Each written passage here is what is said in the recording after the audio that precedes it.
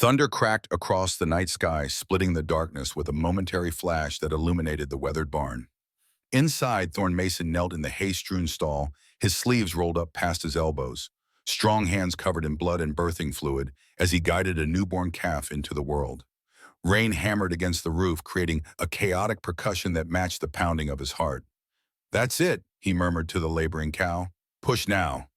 The animal bellowed in pain and Thorn's hands trembled, not from the cold that seeped through the barn walls, but from the weight of the day. 10 years. A decade since Catherine had slipped away, leaving him with a newborn daughter and a son, too young to understand why his mother would never wake again. With a final heave, the calf slid into the world.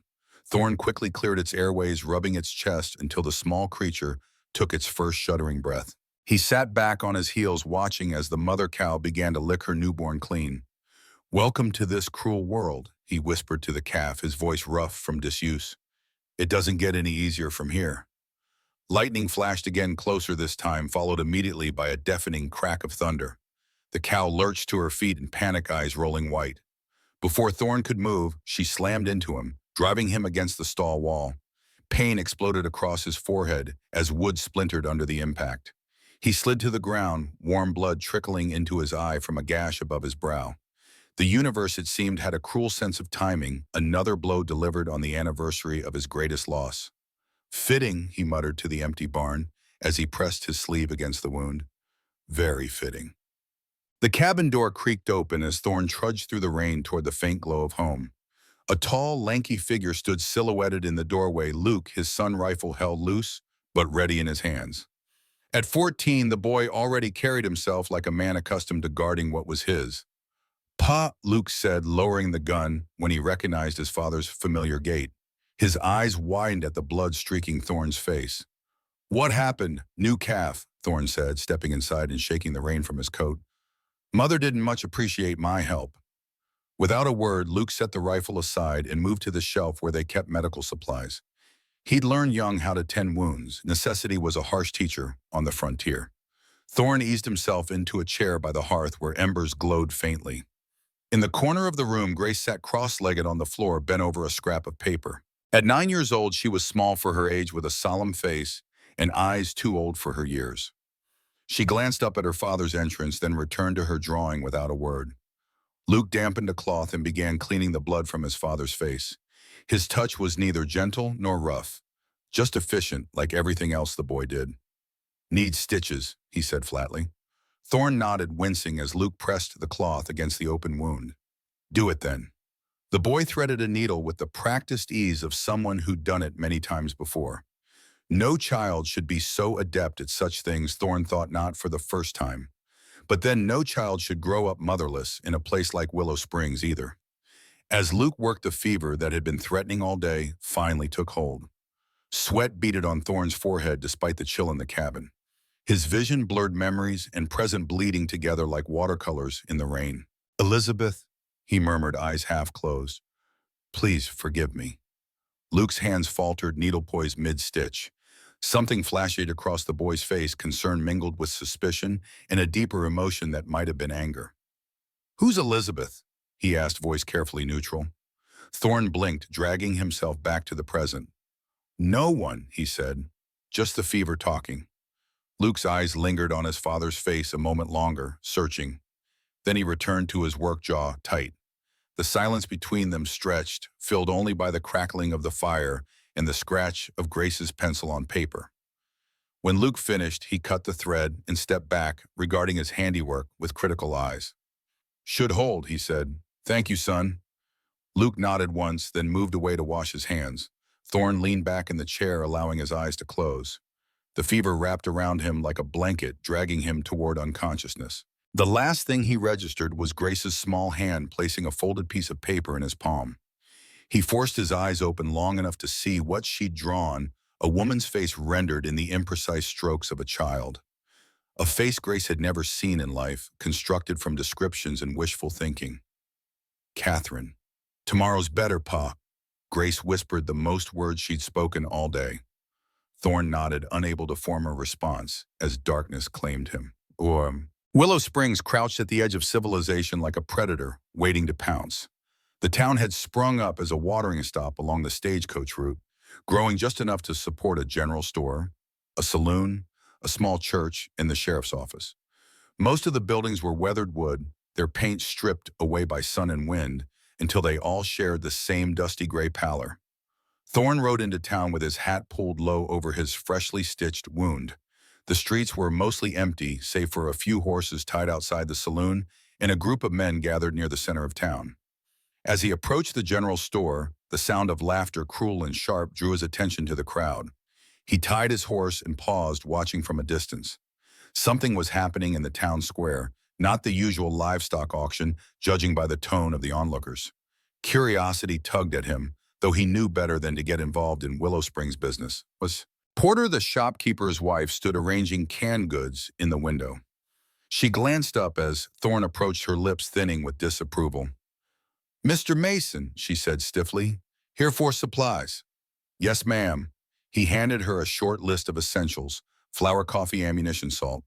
As she gathered the items, she cast a disapproving look toward the crowd in the square. "Disgraceful business," she murmured, "selling those savages like cattle."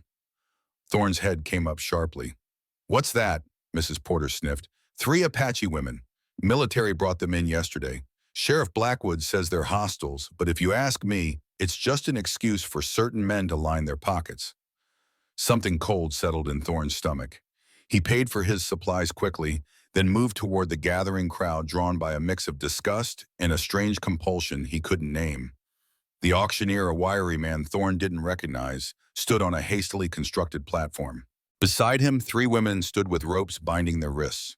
They wore simple dresses, likely provided by someone in town as a concession to modesty, but their feet were bare and crusted with dirt. Their long black hair hung loose, tangled from travel and neglect. Despite their circumstances, all 3 women held themselves with remarkable dignity.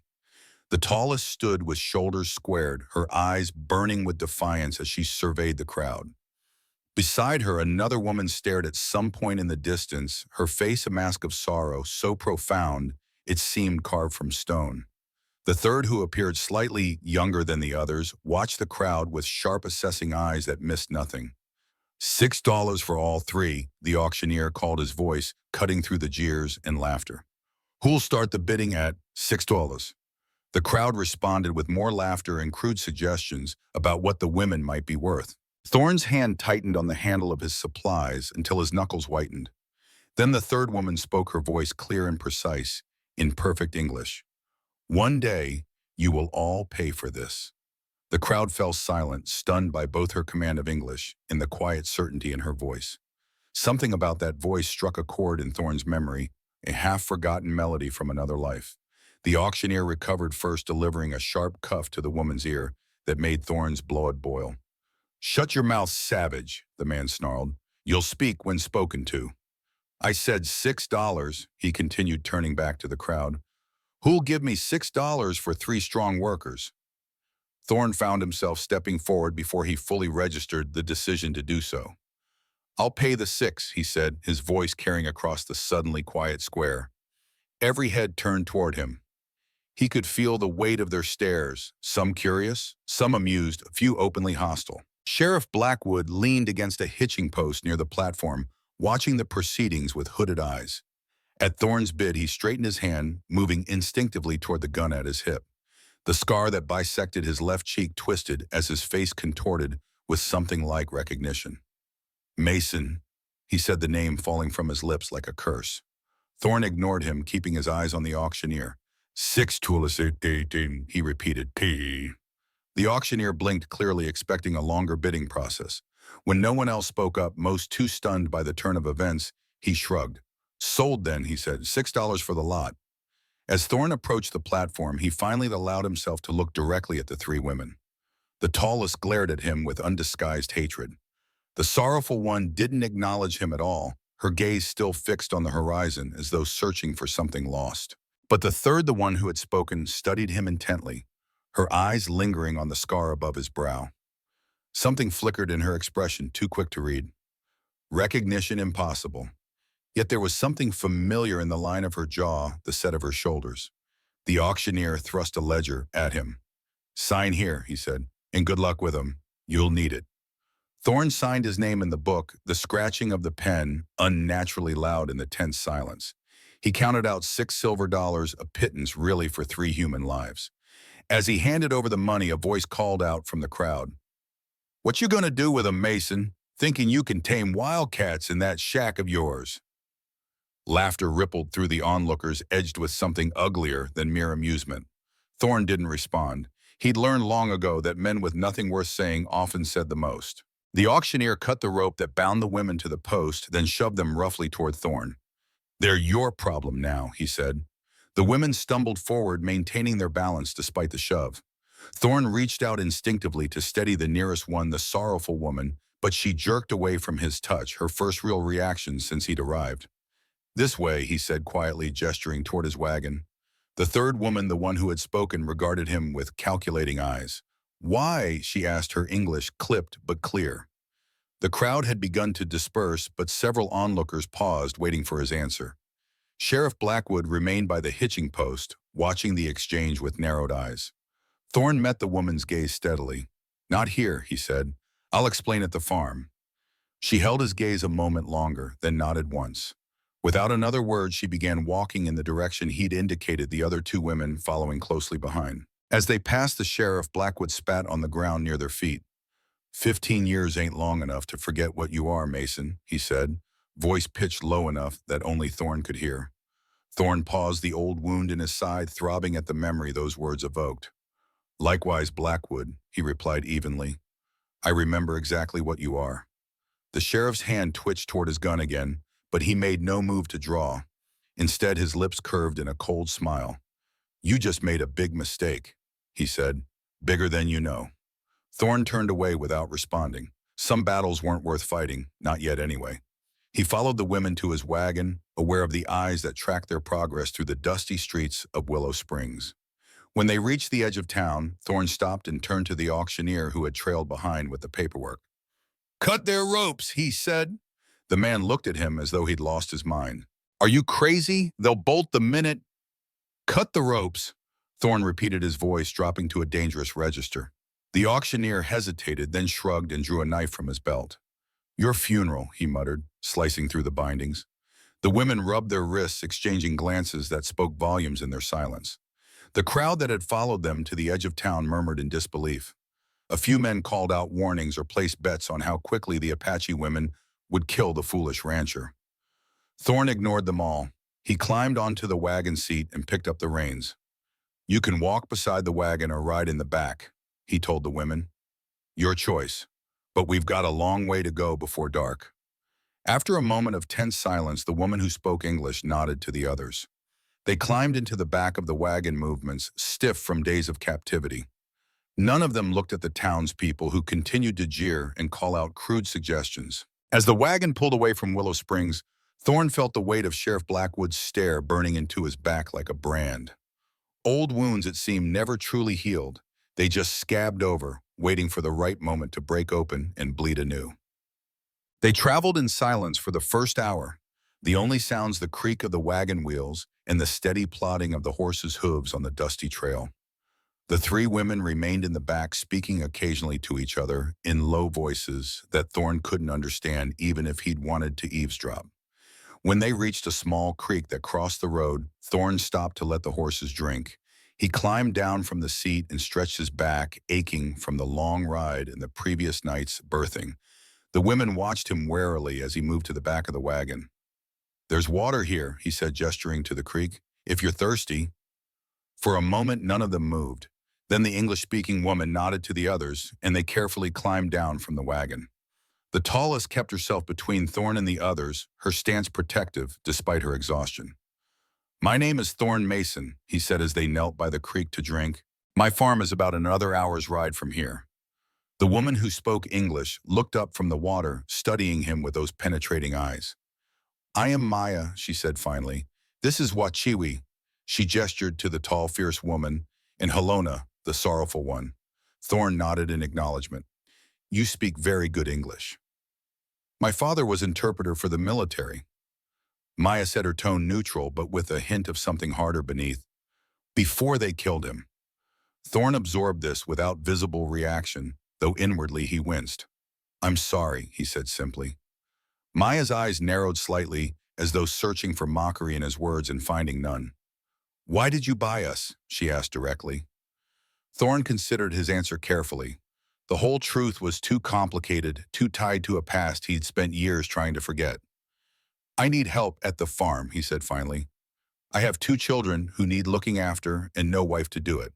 Wachiwi said something in Apache, her tone scornful. Maya responded, then turned back to Thorne. "She asked if you expect us to be your wives." "No," Thorne said firmly. "I expect nothing of that kind. You'll have food, shelter, and safety in exchange for help with the farm and the children. Nothing more." He paused, then added, "And you're not prisoners. I cut your ropes for a reason. You're free to leave if you want, though I can't promise you'll find a better situation out there." Maya translated for the others. Wachiwi responded with a burst of what sounded like angry questions. Halona simply stared at the rippling water of the creek, seemingly lost in her own thoughts. "Wachiwi wants to know why we should trust you," Maya said. "Many white men make promises they do not keep." Thorne nodded. "Fair question. I can't give you any reason to trust me except my word, which I know means little to you right now. But I swear on my children's lives that you'll be treated fairly at my farm." Maya studied him for a long moment, then translated his words. Wachiwi still looked skeptical, but some of the tension left her shoulders. "We will come to your farm," Maya said finally. "For now." The unspoken addition hung in the air between them until we decide otherwise. Thorne accepted this with a nod. It was more than he'd expected, given the circumstances. "We should keep moving," he said, glancing at the sun's position. "I'd like to get home before dark." The Mason farm came into view as the sun began its descent toward the western horizon. It wasn't much to look at: a small cabin with a weathered porch, a barn in need of new siding, a chicken coop, and a few fenced fields where crops struggled to grow in the harsh Arizona soil. A thin curl of smoke rose from the cabin's chimney, the only sign that anyone was home. As they approached, the cabin door opened, and Luke stepped onto the porch, rifle in hand. He'd clearly been watching for his father's return. When he saw the 3 women in the back of the wagon, he froze, eyes widening in disbelief. "Pa!" he called, voice cracking slightly. "What's all this?" Thorne pulled the wagon to a stop in front of the cabin. "Help with the farm," he said simply. "Put the gun down, Luke. They're not a threat." Luke lowered the rifle slightly but kept it ready. His eyes darted from one woman to the next, lingering longest on Wachiwi, whose imposing height and fierce expression seemed to unnerve him most. "Are they Apache?" he asked, the word loaded with all the fear and prejudice that permeated the frontier. "Yes," Thorne said, climbing down from the wagon, "and they're staying with us for a while. Where's your sister?" As if summoned by the question, Grace appeared in the doorway behind Luke. She peered around her brother's legs, eyes wide with curiosity rather than fear. "Come help with the supplies," Thorne told Luke, deliberately turning his back on the women to demonstrate his trust. After a moment's hesitation, Luke propped the rifle against the porch railing and moved to help unload the wagon. Maya, Wachiwi, and Halona climbed down from the wagon, their movements cautious as they took in their new surroundings. Grace watched them with undisguised fascination, especially Halona, who carried herself with a quiet grace despite her obvious sorrow. "These ladies will be staying with us," Thorne told his children as he handed a sack of flour to Luke. "This is Maya, Wachiwi, and Halona. They're going to help around the farm and look after you when I'm busy with the livestock." Luke's jaw clenched. "We don't need looking after," he said. "And you brought—" He lowered his voice, though not enough. "Apache into our home, after what they did to the Wilkins family last spring." "That wasn't these women," Thorne said firmly, "and I won't have that kind of talk in my house. They're our guests, and they'll be treated with respect." Luke's face flushed with anger, but he said nothing more, stomping into the house with the supplies. Grace remained on the porch, still watching the women with curious eyes. "Let me show you where you'll sleep," Thorne said to Maya, deliberately ignoring his son's outburst. "It's not much, but it's dry and warm." Inside the cabin was sparse but clean. A large main room served as kitchen and living area with a stone fireplace along one wall. A ladder led to a loft where the children slept. A single door led to what was presumably Thorne's bedroom. "You can sleep here by the fire," Thorne said, gesturing to the main room. "I'll bring in some extra blankets. There's a wash basin outside if you want to clean up before dinner." Maya translated for the others. Wachiwi said something in response, her tone still suspicious. She asked where you will sleep, Maya said. In there. Thorn nodded toward the bedroom door. With the door closed, you'll have privacy out here. Some of the tension seemed to leave the women at this assurance. Helona spoke for the first time and her voice so soft it was barely audible. Maya listened, then turned to Thorn. Helona asked if the little girl likes to draw, she said. She noticed the papers on the table. Thorn glanced at the crude drawings scattered across the table, Grace's constant companions. Yes, he said. Grace draws all the time. It's her way of speaking when words don't come easily. Maya nodded and replied to Helona, whose face softened slightly for the first time since Thorn had seen her. Helona was an artist in our village, Maya explained. She painted stories on hides and made dyes from plants and earth. Thorn filed this information away, a potential connection between his withdrawn daughter and this grieving woman. She's welcome to use Grace's supplies, he said. I'm sure Grace would like that. The tension in the room was thick enough to cut with a knife. Luke stood in the corner, arms crossed, watching the exchange with barely concealed hostility. Grace had slipped back to her usual spot by the hearth, but her eyes kept drifting to the three women, especially Helona. I'll start dinner, Thorn said, moving toward the kitchen area to give the women some space. Luke, go check on the new calf and make sure the mother's doing all right. Luke looked like he might protest, but after a moment of defiant eye contact with his father, he grabbed his coat and stalked out the door. He is angry, Maya observed quietly. Thorn sighed as he began preparing a simple stew. He's protective, he said, and he's heard stories about Apache raids since he was little. It'll take time for him to understand you're not a threat.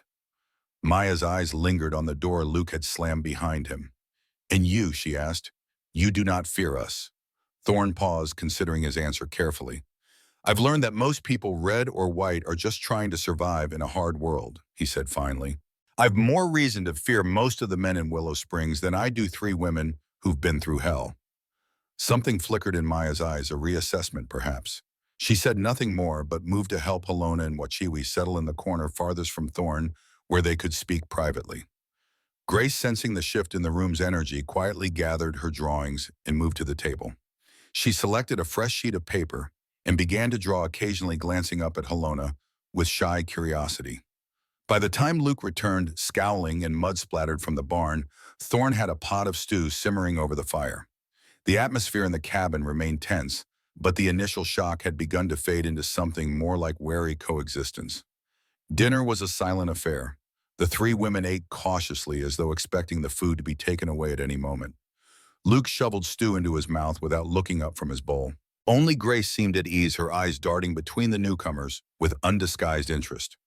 When the meal was finished, Thorn showed the women where the extra blankets were stored, then retreated to his room, leaving the door cracked just enough to hear if anything happened during the night. He lay on his narrow bed, staring at the ceiling, wondering if he'd made a terrible mistake. Sheriff Blackwood's words echoed in his mind. 15 years ain't long enough to forget what you are. The past, it seemed, had found him again, despite his best efforts to outrun it. And now he'd brought three innocent women into whatever reckoning was coming. In the main room, he could hear the soft murmur of Apache voices as the women settled by the fire.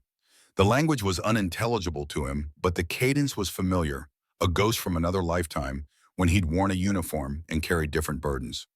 Thorn closed his eyes, knowing sleep would be elusive. The wound above his brow throbbed in time with his heartbeat, a pulsing reminder of vulnerability.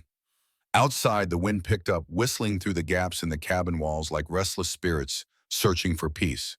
Tomorrow would bring its own challenges.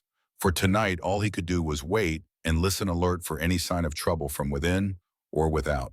It was a familiar vigilance, one he'd maintained since the day Catherine died and left him alone to protect what remained of their family. Except now the circle of his protection had widened to include three strangers with every reason to hate him. Thorn couldn't have explained why this felt right, even necessary. He only knew that when he'd seen them standing on that auction block, something long dormant had stirred in his chest. Not quite conscience, but close enough to make him act. As exhaustion finally pulled him towards sleep, his last conscious thought was of Maya's penetrating gaze and the nagging sense that he'd seen those eyes before in another lifetime altogether. Luke couldn't sleep. The soft murmur of unfamiliar voices from below kept him alert, his body tense beneath the rough blanket. In the bed across the loft, Grace slept peacefully, untroubled by the strangers in their home. He didn't understand what his father was thinking. Three Apache women brought into their house like it was nothing. Like the Wilkins family hadn't been found butchered just last spring, their scalps taken as trophies by Apache raiders. Like every story he'd ever heard about the savages wasn't filled with blood and horror. And the way his father had looked at the one called Maya Luke had seen something there, something he couldn't quite name, but that set his teeth on edge. There was history between them, or at least his father thought there was. Luke could read it in the way Thorne's eyes had followed her movements, careful and considering. Below, the voices quieted. Luke shifted to peer through the gap in the floorboards. The three women had settled on blankets near the fire, their faces illuminated by the dying embers. The tall one, Wachiwi, sat with her back against the wall, clearly planning to keep watch while the others slept. The quiet one, Helona, curled on her side, facing the fire, her expression still carrying that profound sorrow even in near sleep. Maya sat cross-legged on her blanket, staring into the flames. As Luke watched, she raised her head suddenly, her eyes finding the exact spot in the loft where he spied through the gap. He jerked back, hard hammering. There was no way she could have seen him in the darkness, yet he felt exposed, as though she'd looked straight into his thoughts. Luke rolled onto his back, staring at the ceiling. His father was hiding, something had been for years. The name that came out when he was feverish, Elizabeth, wasn't the first time Luke had heard it. Sometimes in his sleep, Thorne would call out that name, his voice ragged with something that sounded like regret. Who was Elizabeth? Not his mother. Her name had been Catherine. Luke had a vague memory of a woman with soft hands and a gentle voice, but the details had faded over the years, leaving only an ache where knowledge should be. And what was the significance of 15 years that the sheriff had mentioned Luke had been born 16 years ago, which meant whatever happened had been before his birth, but not by much. His father never spoke of his life before Willow Springs. Luke knew only that Thorne had fought in the army, had met Catherine somewhere back east, and had eventually settled here to raise cattle and crops on land that seemed determined to yield neither. There were hints of a darker past, the scar that puckered the skin along Thorne's left side, the nightmares that sometimes left him shouting in the darkness, the way his hand would drift to his hip, where a gun would hang when certain men rode past their farm. Luke had always told himself it didn't matter that the past was past, but now his father had brought strangers into their home, Apache strangers, and the past suddenly seemed very present indeed. He made a decision then in the darkness of the loft. Tomorrow he would ride into town alone. Billy Blackwood, the sheriff's son, had always hinted that he knew things about Thorne Mason, things that would make Luke's skin crawl, he'd said. Luke had never wanted to hear them before. Now he thought it might be time to listen. With that resolution, he finally drifted into an uneasy sleep, his dreams filled with shadowy figures and voices speaking in languages he couldn't understand. Dawn broke in streaks of pale gold across the eastern horizon. Thorne rose with the sun, as he did every morning, moving quietly through his room to avoid waking the others. When he opened the door to the main room, he found Maya already awake, sitting by the freshly stoked fire. Their eyes met in the dim light, an unspoken question passing between them. "You sleep light," she observed softly. "Old habit," Thorne replied, keeping his voice low. "Hard to break." "Soldier habits," she said. It wasn't a question.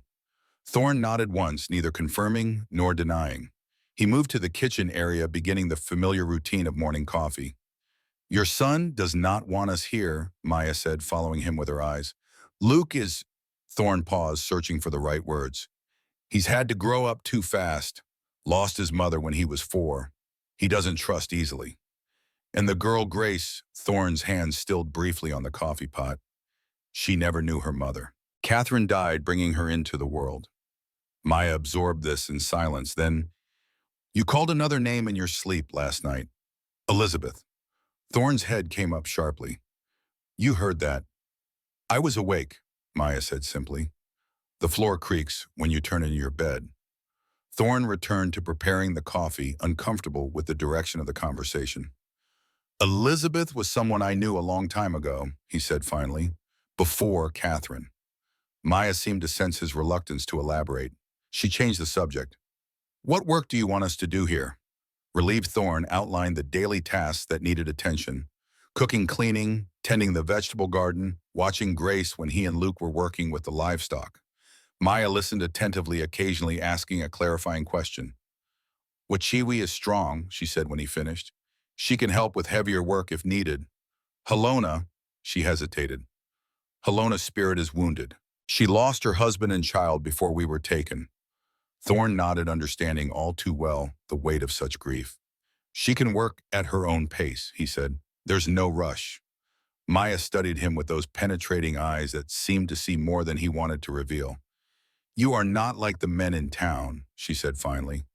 No, Thorn agreed. I'm not. Before Maya could respond, the sound of movement from the loft announced that the children were waking. The conversation ended as the day began in earnest with all the tasks that kept the small farm functioning. Wachiwi and Halona emerged from sleep warily, their bodies tense until they remembered where they were.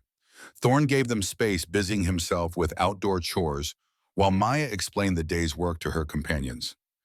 Luke descended from the loft with his usual scowl firmly in place. He grabbed a piece of bread from the table and headed for the door without a word. Where are you going? Thorn called after him. Check the fences on the north pasture, Luke replied without turning around.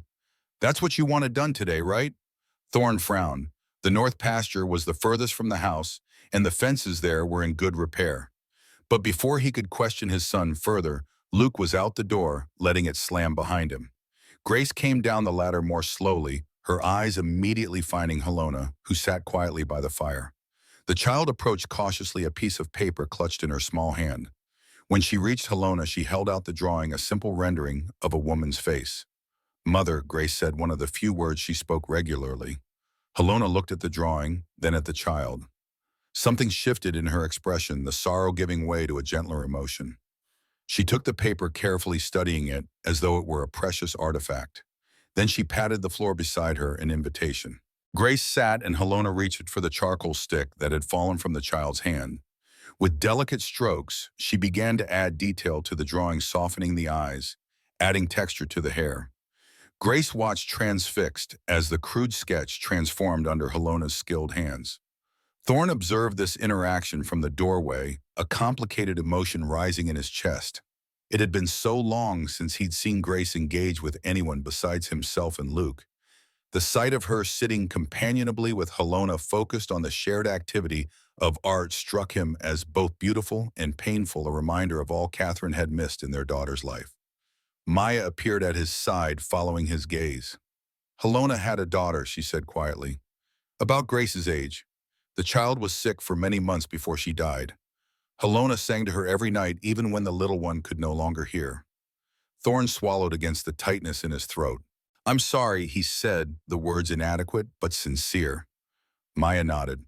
Perhaps they can heal each other a little, she said, watching as Halona guided Grace's hand to add a new element to the drawing. The moment was interrupted by the sound of approaching hoofbeats. Thorn's straightened hand automatically reaching for the rifle propped beside the door. Maya tensed beside him, her body coiling like a spring ready to release. Stay inside, Thorn told her, stepping onto the porch with the rifle held ready but not aimed. A cloud of dust announced the rider before Thorn could make out his identity. As the figure drew closer, the sunlight glinted off a silver badge pinned to a dusty black vest. Sheriff Blackwood had come calling, and much sooner than Thorn had anticipated. The reckoning, it seemed, would not wait for him to be ready. Sheriff Blackwood rode into the yard like a thundercloud, dust billowing around his horse's hooves. He sat tall in the saddle, shoulders squared beneath his black coat, the silver badge on his chest catching the morning light. The scar that bisected his left cheek pulled his mouth into a permanent half-sneer. Thorn stood on the porch, rifle held loose but ready. He could feel Maya's presence just inside the doorway behind him, tense and watchful. Mason, Blackwood called, drawing his horse to a stop several yards from the porch. Thought I'd pay a neighborly visit. See how you're settling in with your purchases. We're managing just fine, Thorn replied evenly. Don't recall inviting you out here, Sheriff. Blackwood's lips twisted into what might have been a smile on another man. Don't need an invitation to check on territorial matters. His eyes drifted to the doorway where Maya now stood, partially hidden by Thorn's body. Those Apache women are technically in military custody, just being held for questioning about some raids. Funny, Thorn said. That's not what the auctioneer said when he was selling them like cattle. A muscle twitched in Blackwood's jaw. Temporary arrangement. For their own safety, you understand. But now I'm thinking they might have valuable information after all. His hand rested casually on the butt of his revolver. So I'll be taking them back to town. No, Thorne said simply. You won't. The air between them crackled with tension. From the corner of his eye, Thorne saw Wachiwi appear at the side of the cabin, a wood-cutting axe held ready in her powerful hands. Helena and Grace remained inside, but he could feel them watching through the window. You're interfering with the law, Mason, Blackwood said, voice hardening. That's a dangerous path to take. Maya stepped fully onto the porch, then her head held high despite the danger. We are not property, she said clearly. We were stolen from our homes, tied in the night after traders brought whiskey to our camp. Blackwood's eyes narrowed at her perfect English. Well, ain't you educated for a savage? He sneered. Makes you all the more valuable for questioning, doesn't it? There's nothing to question her about, Thorne said. She and the others have been nowhere near any raids. And how would you know that? Blackwood asked, his gaze shifting back to Thorne with sudden intensity. Unless you've been keeping company with Apaches more than folks around here realize. The accusation hung in the air, loaded with implication. Thorne didn't rise to the bait. I know because I'm not a fool, he said instead. These women were half-starved and exhausted when they were brought in. They've clearly been captives for some time. Blackwood studied him for a long moment, calculation evident in his cold eyes. Finally, he sat back in his saddle. I'll be back at sundown tomorrow, he said, with more men and proper papers. His gaze swept over the small farm, taking in its vulnerabilities. Best prepare yourself, Mason. This isn't a fight you can win. He wheeled his horse around and spurted into a trot, calling over his shoulder, 15 years is a long time to hold a grudge, but some debts need paying one way or another. Thorne watched until Blackwood disappeared over the ridge dust, settling in his wake. Only when the sheriff was completely out of sight did he lower the rifle. What did he mean? Maya asked quietly from beside him. About 15 years in debts. Thorne's jaw tightened. Old business, he said. Nothing for you to worry about. Maya's eyes lingered on his face, searching. You and he, Apache Pass. Thorne's head snapped toward her, surprise momentarily overcoming his carefully maintained composure. What do you know about Apache Pass? Before Maya could answer, Luke appeared from the direction of the barn, eyes wide with alarm. Pa, was that Sheriff Blackwood I saw riding away? Thorne pulled himself together, tucking away the questions Maya's words had raised. Yes, he said. Thought I told you to check the north pasture fences. Luke shifted uncomfortably. I was checking the horses first. What did the sheriff want? Trouble, Thorne said simply. He's coming back tomorrow at sundown with men. Says he's taking Maya and the others back to town. Luke's expression was unreadable. Maybe that's for the best, he said after a moment. They don't belong here, Pa. They're staying, Thorne said, his tone brooking no argument.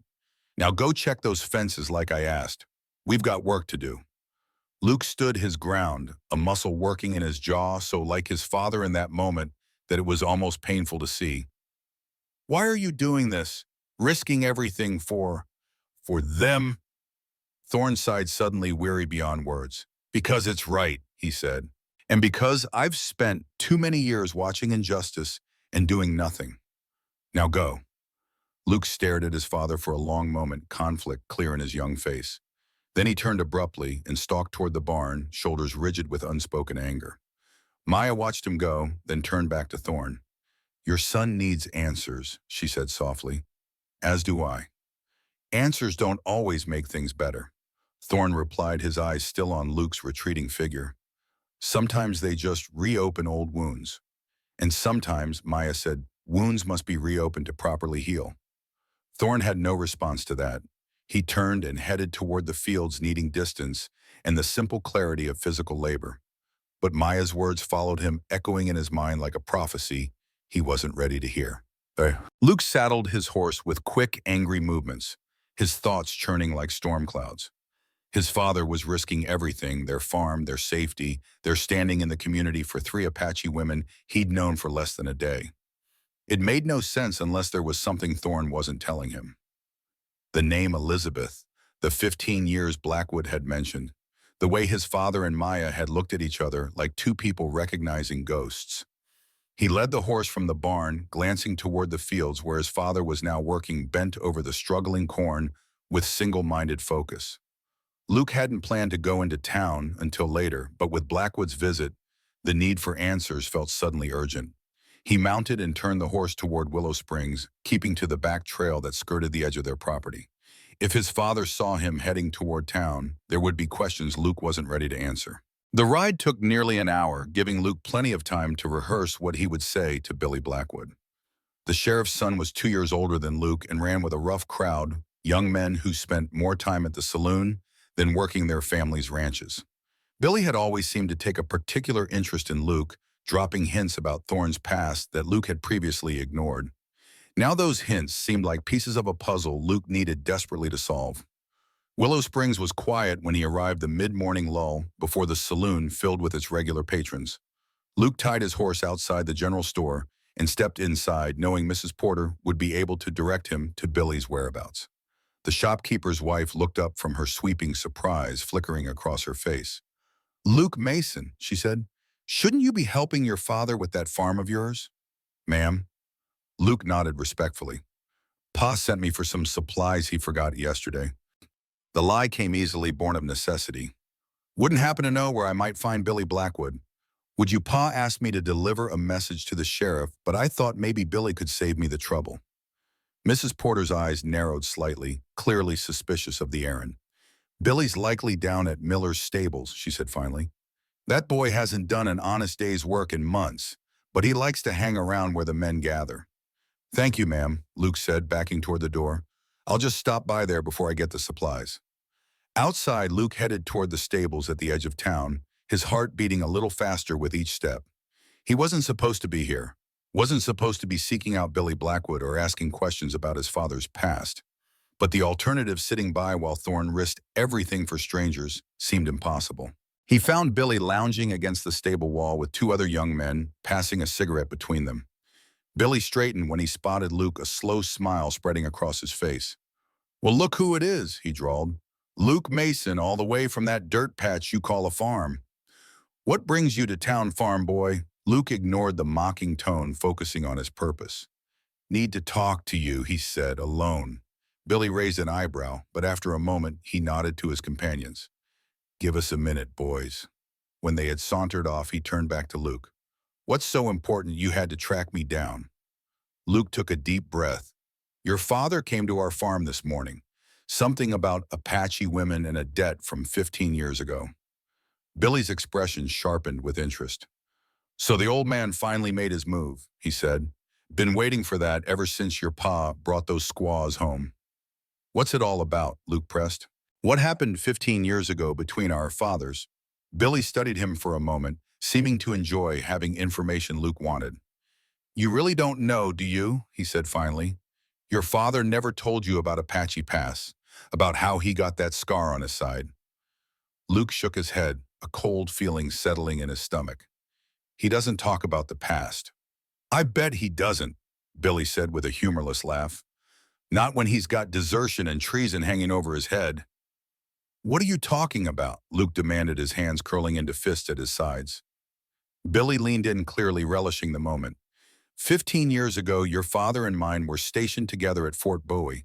Your pa was a captain, my pa his lieutenant. They were sent to investigate reports of Apache raiders using a particular pass to attack settlements." He paused, dragging out the story. "When they found the Apache camp, your father lost his nerve. Wouldn't give the order to attack. Said there were women and children there, like that mattered when settlers were being scalped in their beds." Luke's throat felt dry. "That doesn't sound like desertion." "I'm getting to that part," Billy said. "When my father tried to take command and do what needed doing, your pa drew on him, actually pulled his gun on a fellow officer." Billy's eyes gleamed with the telling. "There was a struggle, your father was wounded, but he managed to escape into Apache territory. Disappeared for months. When he came back, he had a different name and a new wife, claiming he'd been back east all along." Luke shook his head, trying to reconcile this story with the man he knew. "That can't be right," he said. "My father wouldn't desert. He wouldn't betray his men." "Ask him yourself," Billy shrugged. "Ask him about Elizabeth Blackwood while you're at it. My aunt, the woman he was engaged to before he ran off with your mother. The name hit Luke like a physical blow. Elizabeth. The name his father called in his fever dreams, in his nightmares. You're lying, he said, but the words lacked conviction. Billy smiled, seeing the doubt in Luke's face. Am I? Then why did your father bring home 3 Apache women yesterday? Why is he risking everything to protect them? He leaned closer, voice dropping to a near whisper. Maybe because one of them saved his life after he deserted. Maybe because he's been in league with the Apache all along. Luke took a step back, suddenly needing distance from Billy and his poisonous words. My father is a good man, he said, the declaration sounding hollow even to his own ears. Your father is a deserter and a traitor, Billy said flatly. And now he's brought the enemy right into your home. Better choose your side carefully, Mason. When my father comes back tomorrow, he won't be alone, and he won't be taking no for an answer. Luke turned and walked away, unable to bear another word. His mind raced, trying to piece together what he knew of his father with the story Billy had told. It couldn't be true, and yet it would explain so much. The nightmares, the scars, the way Thorne avoided town and kept to himself. The name Elizabeth spoken in the dark with such regret. And now 3 Apache women in their home, one of whom seemed to know Thorne from before. The pieces were starting to fit together, forming a picture Luke wasn't sure he wanted to see clearly. As he mounted his horse for the ride home, one thought kept circling in his mind. Who was the man he had called father all these years? And when Sheriff Blackwood returned tomorrow, whose side would Luke be on? While Luke sought answers in town, Thorne worked the fields with grim determination, as if he could somehow plow away the past that had resurfaced with Blackwood's visit. The corn was struggling in the dry soil, the stalks stunted, and leaves yellowing despite his best efforts. Like everything else in his life, Thorne thought bitterly the farm existed in a state of perpetual struggle, neither thriving nor failing completely, just enduring from one season to the next. He was so absorbed in his work that he didn't notice Maya's approach until her shadow fell across the furrow where he knelt. He looked up, squinting against the midday sun that haloed her figure. Your son has gone to town, she said without preamble. Thorne straightened, wiping sweat from his brow with his sleeve. What do you mean he's supposed to be checking the north pasture fences? He took a horse and rode toward Willow Springs, Maya said. I saw him from the hill where I was gathering herbs for Helona. Thorne cursed under his breath. How long ago? Nearly an hour. He was taking the back trail, keeping out of sight. The implications were clear. Luke was seeking information about Thorne, about the women, about the past that Blackwood had hinted at during his visit. And there was only one person in Willow Springs who would be eager to fill Luke's head with poisonous half-truths. Billy Blackwood, Thorne muttered, already moving toward the house. He needed to be ready when Luke returned, needed to find the words to explain what had happened 15 years ago without reopening wounds that had never fully healed. Maya fell into step beside him. The sheriff's son. Thorne nodded grimly. They've crossed paths before. Billy's always been too interested in Luke, probably on his father's orders, trying to turn my son against me. With lies. Maya asked, her tone neutral, but her eyes sharp. Thorne slowed his pace, glancing at her. With twisted versions of the truth, he said finally, which can be more dangerous than outright lies. They walked in silence for a moment, the only sounds the crunch of their footsteps and the distant call of a hawk circling overhead. You know what happened at Apache Pass, Thorne said suddenly. It wasn't a question. Maya's steps didn't falter. I was there, she said simply. Thorne stopped walking, turning to face her fully. Then you were the one who found me, he said, the realization dawning. After Blackwood left me for dead. Maya met his gaze steadily. I found a wounded soldier who had tried to stop his men from killing women and children, she said. I did not know your name then. I only knew you were different from the others. The memory rose in Thorne's mind, hazy with the passage of time and the fever that had nearly claimed his life. A young woman with gentle hands and determined eyes singing softly as she tended his wounds in a hidden cave. The same woman who now stood before him, 15 years older, but unmistakably the same. You saved my life, he said quietly. And now you have bought mine, she replied. Perhaps the circle is complete. But Thorne shook his head. Blackwood won't let it end here, he said. He's carried his hatred for 15 years, let it fester until it's consumed him. He won't stop until he's destroyed everything I care about. Then we must be ready when he comes, Maya said. She hesitated, then added, your son deserves to know the truth before he hears Blackwood's version and believes it. Thorne knew she was right, but the prospect of laying bare his past, of seeing the disappointment and judgment in Luke's eyes filled him with dread. For 10 years he had been simply Thorne Mason widower and struggling farmer. The man he had been before Captain Thomas Monroe, decorated officer turned alleged deserter, seemed like someone from another lifetime. I'll tell him, Thorne said finally, when he returns from town, if he'll listen. Maya nodded, satisfaction in her eyes. Good. Now we should prepare for tomorrow. Blackwood will bring men, and they will not come to talk. Together they continued toward the house where Wachiwi was chopping wood with efficient, powerful strokes. Through the window, Thorne could see Grace and Helena still bent over their drawings, creating a small island of peace in the gathering storm. Whatever came tomorrow, Thorne silently vowed he would protect them, all his children, and these three women who had so unexpectedly become part of his household. Even if it meant finally confronting the past he had spent 15 years trying to escape. Luke returned late in the afternoon, dust-covered and tight-lipped. He stabled his horse without a word to anyone, then headed straight for the house, shoulders hunched, as if against a cold wind despite the warm day. Thorne intercepted him on the porch. We need to talk, son. Luke's eyes, so like Catherine's in shape and color, met his briefly before sliding away. About what? How you lied to me my whole life. So he had spoken to Billy after all. Thorne sighed heavily. Not here, he said. Come with me to the barn. There are things you need to know, and I'd rather the women not overhear. For a moment, Luke looked like he might refuse.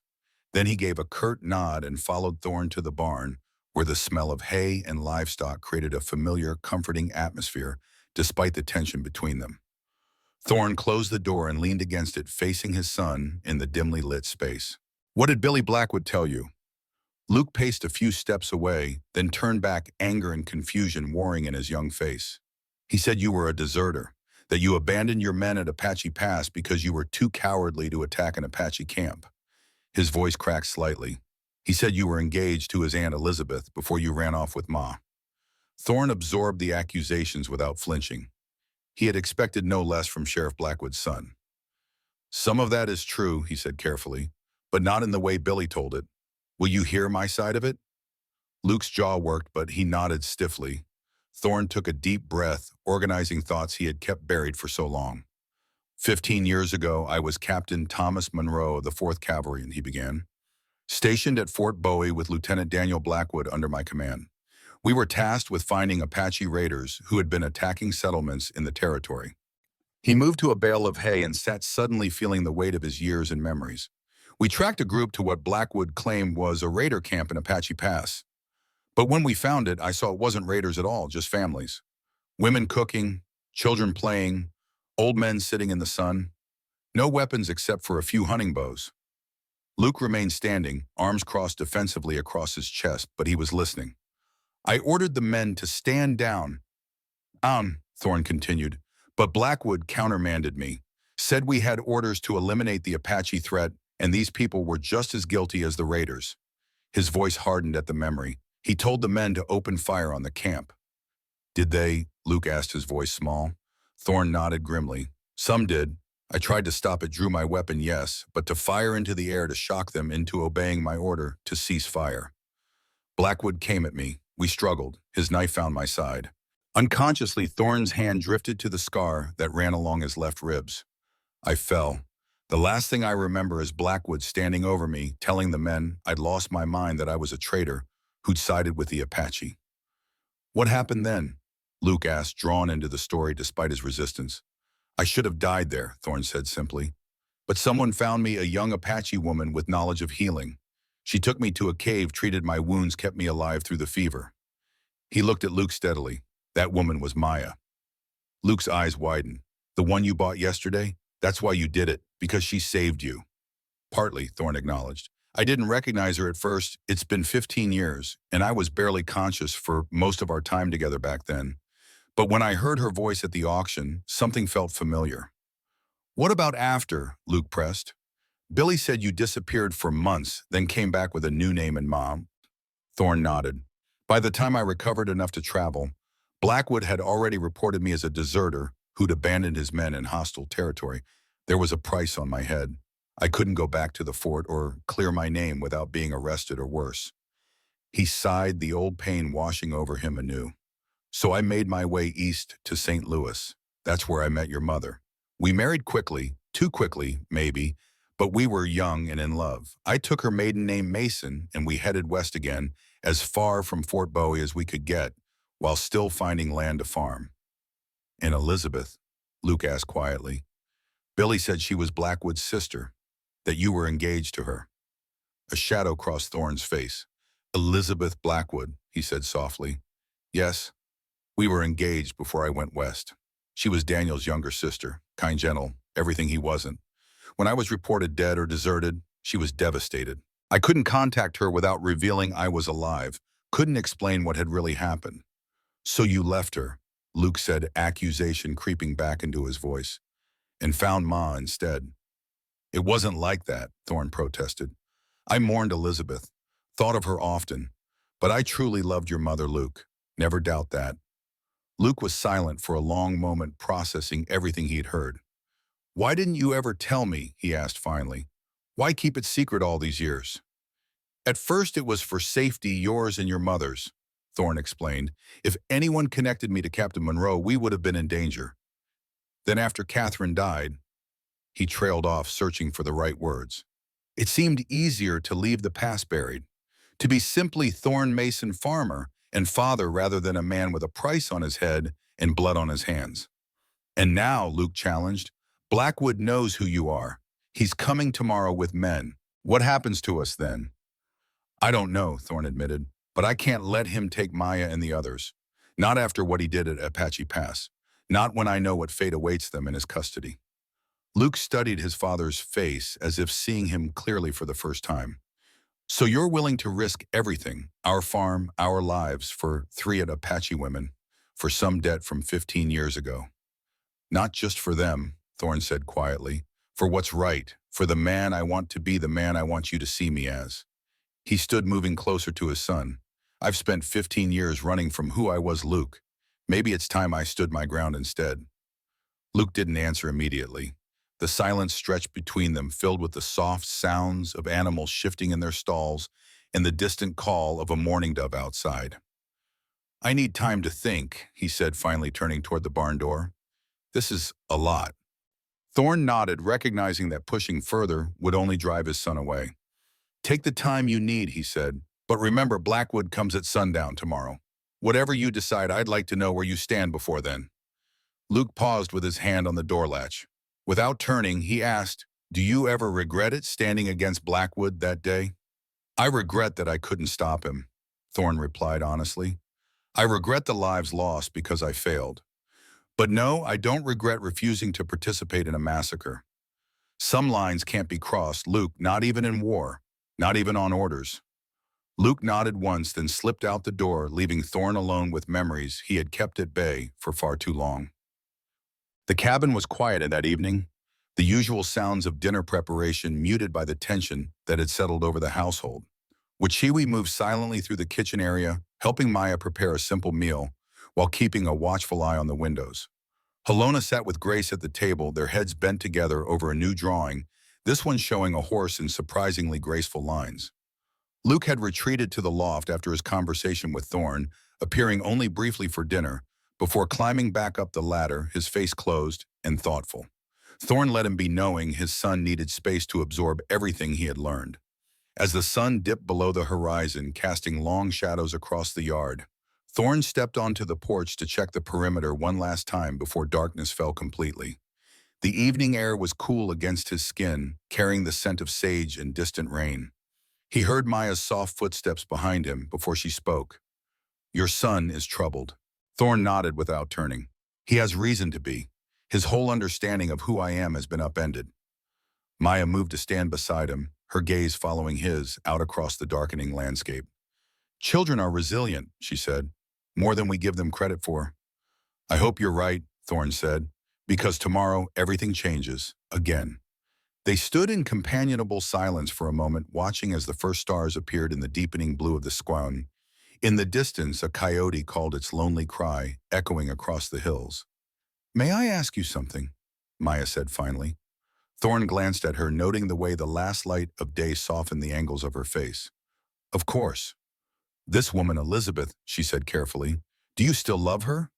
The question caught him off guard. It had been so long since he had allowed himself to think of Elizabeth in those terms as someone he had once loved, rather than just another loss in a life marked by them. "I don't know," he answered truthfully. "The man who loved Elizabeth died at Apache Pass in many ways. I've been Thorn Mason for so long now that Thomas Monroe feels like someone else entirely." Maya considered this, her expression thoughtful. "And what does Thorn Mason want beyond surviving tomorrow?" It was a question Thorn had avoided asking himself for years. What did he want? To farm land that yielded little but hardship, to raise children in isolation burdened by secrets, to live and die alone in a cabin filled with ghosts? Peace, maybe, he said slowly. A chance to stop running, to make amends for the things I couldn't change. He looked at her directly. "What about you? What does Maya want beyond surviving tomorrow?" A small smile curved her lips. "Home," she said simply. "For myself and for Wachiwi and Halona. A place where we can live without fear. Where Halona can heal from her losses. Where Wachiwi can use her strength for building, not just surviving." Thorn nodded, understanding. "And if you could go back to your people?" Maya's smile faded. "There is little to go back to," she said softly. "Many of our band were killed at Apache Pass. Others died of sickness in the winters that followed. Those who remain have been forced onto the reservation at San Carlos." She shook her head. "It is a place of death, not life." The weight of her words settled over Thorn like a physical burden. He had known intellectually the cost of what had happened at Apache Pass, but hearing it from Maya, understanding that her entire way of life had been destroyed in part because he had failed to stop Blackwood, made the guilt freshly acute. "I'm sorry, boss," he said, the words utterly inadequate. "For all of it." Maya turned to face him fully, her eyes intent on his. "You tried," she said. "When others did nothing, you stood against the killing. That is why I saved you then. And that is why I trust you now." Something shifted between them in that moment, a recognition, perhaps, that their lives had been intertwined by fate long before yesterday's auction. Thorn felt a pull toward her that had nothing to do with gratitude or obligation, and everything to do with the quiet strength she radiated, the wisdom in her eyes. Before he could respond, the cabin door opened, and Grace peeked out, her small face solemn in the gathering darkness. "Papa," she said, using the childish name she rarely spoke aloud anymore. "Halona wants to show you something." Thorn exchanged a look with Maya, the moment between them passing but not forgotten. "Coming, sweetheart," he said, following Grace back inside. Halona sat at the table, a large piece of paper spread before her. On it, she had drawn a detailed map of the area surrounding the farm, marking trails and water sources with remarkable accuracy for someone who had only just arrived. "For tomorrow," Maya explained, coming in behind Thorn. "Halona knows this land. Her people hunted here before the soldiers came." Thorn studied the map with growing appreciation.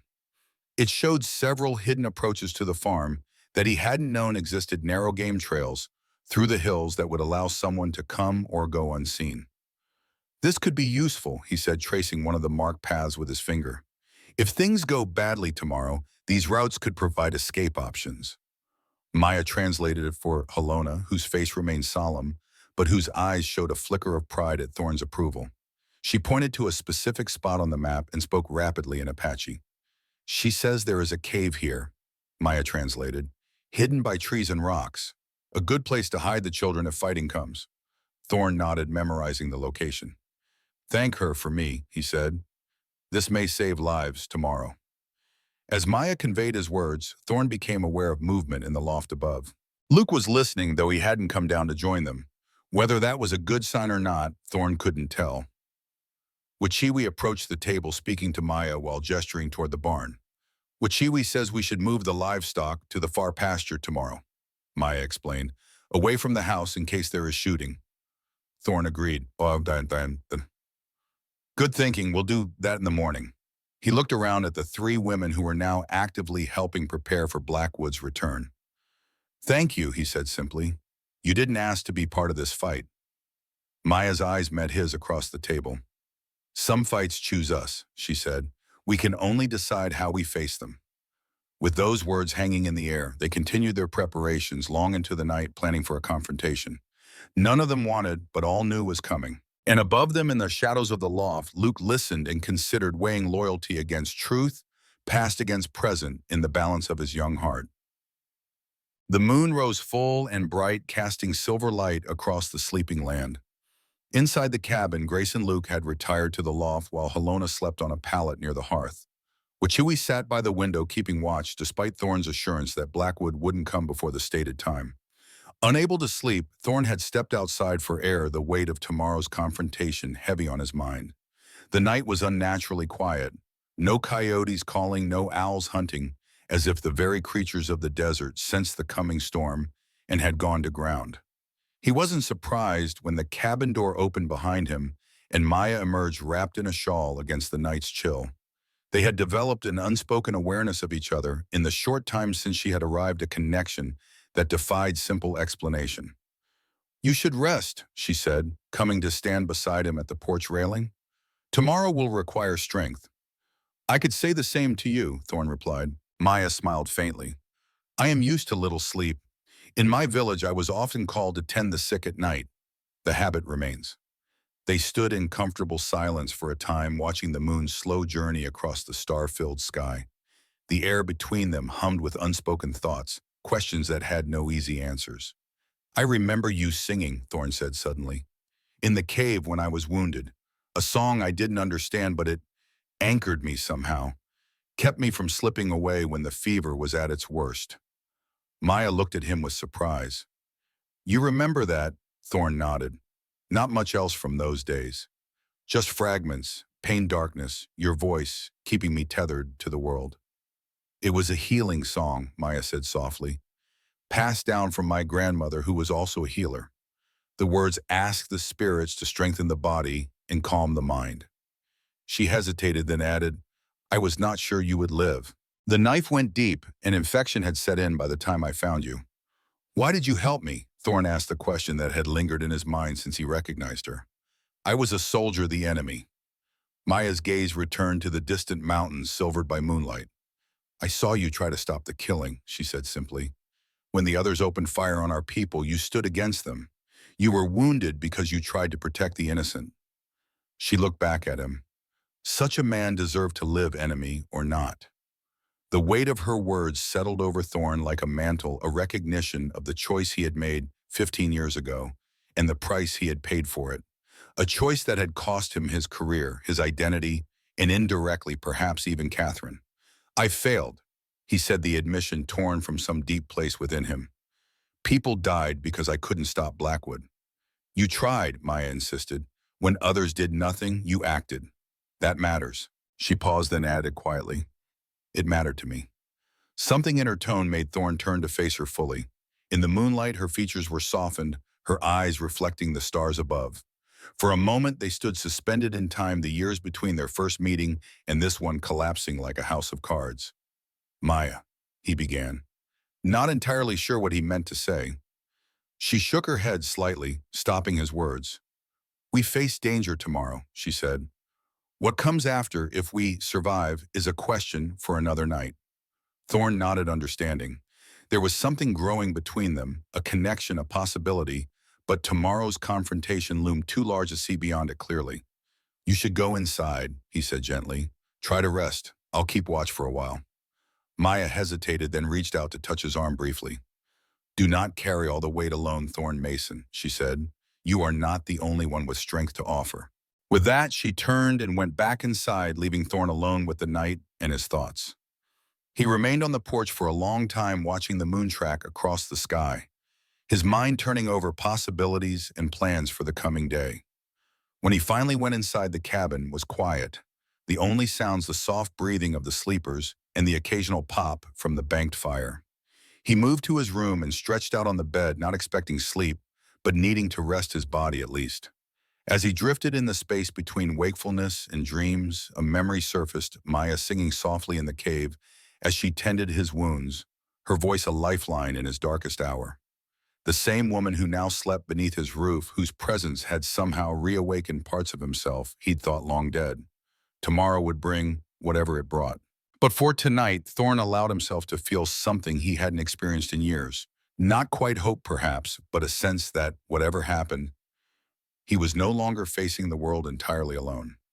Dawn broke clear and cold, the sun rising over the eastern hills to paint the land in shades of gold and amber. Thorn woke from a fitful sleep, instantly alert to the sounds of movement in the main room. He dressed quickly and stepped out to find Wachiwi already up, stoking the fire, while Maya prepared a simple breakfast of cornmeal mush and coffee. "You slept," Maya observed with a hint of approval. "Some," Thorn acknowledged. He glanced toward the loft where there was no sign of movement yet. "The children?" "Still sleeping," Maya said. "The girl had bad dreams in the night. Helona sat with her until she settled." Thorn's gaze moved to Helona, who sat quietly by the window watching the sunrise with pensive eyes. She seemed more present today, less lost in her grief, though the sorrow still marked her face like a shadow. "Thank you," he said to her directly, though he knew she wouldn't understand his words, "for watching over Grace." Maya translated, and Helona inclined her head slightly in acknowledgement. She spoke briefly in Apache, her voice soft but clear. "She says the child draws her mother's face to remember," Maya translated, "as Helona draws her husband and daughter. It creates a bridge between worlds." Thorn nodded, moved by the connection Helona had formed with his daughter in such a short time. "Tell her I'm grateful," he said. "Grace speaks so little since her mother died. The drawing helps her express what she can't say." As Maya conveyed his words, a creak from the loft announced Luke's awakening. The boy descended the ladder slowly, his face composed but his eyes revealing a night of little sleep and much thought. "Morning, Pa," he said quietly. "Son," Thorn replied, carefully neutral. "Sleep well." Luke shrugged. "Well enough." He moved to the table and accepted a cup of coffee from Maya with a nod of thanks, a small gesture, but one that made Thorn's heart lift slightly. Perhaps his son had made peace with at least some of what he'd learned yesterday. They ate breakfast in relative silence, each absorbed in their own thoughts about the day ahead. When the meal was finished, Thorn outlined the plan they had developed the night before. "Luke, you'll help me move the livestock to the far pasture after breakfast," he said. "Maya and Wachiwi will prepare the house, boarding up the windows, filling water barrels, in case we're here for a while." He turned to Helona. "Would you be willing to show Grace the cave you marked on the map? It's important she knows where to go if things turn bad." Maya translated, and Helona nodded, reaching out to touch Grace's hand with gentle fingers. The child smiled shyly, the first genuine smile Thorn had seen from her in longer than he cared to admit. "Good," Thorn said. "We have until sundown to prepare. Let's make every minute count." As they dispersed to their tasks, Luke lingered behind, waiting until the others had moved out of earshot before speaking. "Pa," he said hesitantly, "about yesterday." Thorn braced himself, uncertain whether his son was about to declare his loyalty or his intention to stand aside when Blackwood came. "I'm still processing everything," Luke continued. "The lie's the name change all of it, but—" He straightened his shoulders, looking suddenly older than his 14 years.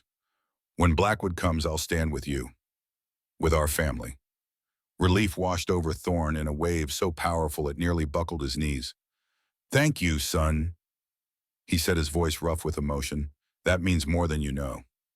Luke nodded, once uncomfortable with the moment's intensity. "Better get to those cattle," he said, turning toward the door. "They won't move themselves." Thorn watched him go, pride and fear warring in his chest. His son had chosen to stand with him, despite everything, a gift he wasn't sure he deserved, but one he would honor with every breath he took. Outside, the day was warming quickly, the sun climbing toward its zenith in a cloudless sky.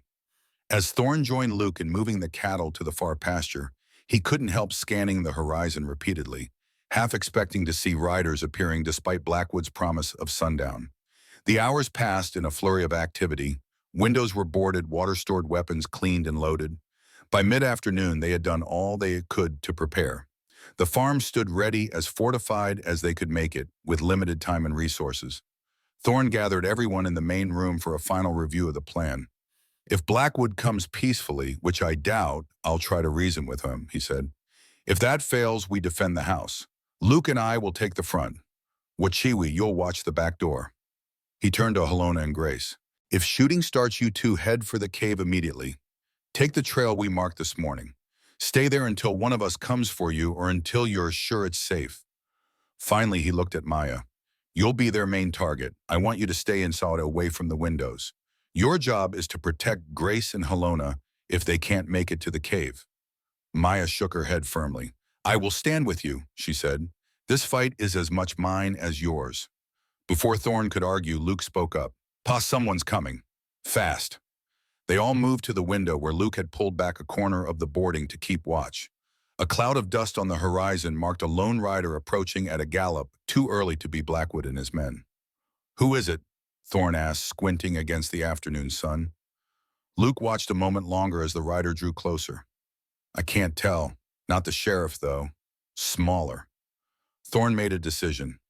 Everyone inside. Luke, rifle ready, but don't shoot unless I signal. I'll meet them in the yard. He stepped onto the porch, rifle in hand, but pointed downward and waited as the rider thundered into the yard in a spray of dust and pebbles. As the dust cleared, Thorn's heart nearly stopped. The rider was a woman, her dark hair coming loose from a once neat bun, her riding skirt torn and dusty. She reined in her lathered horse sharply, her eyes finding Thorn with desperate intensity. Thomas, she said, her voice carrying across the yard like a ghost from the past.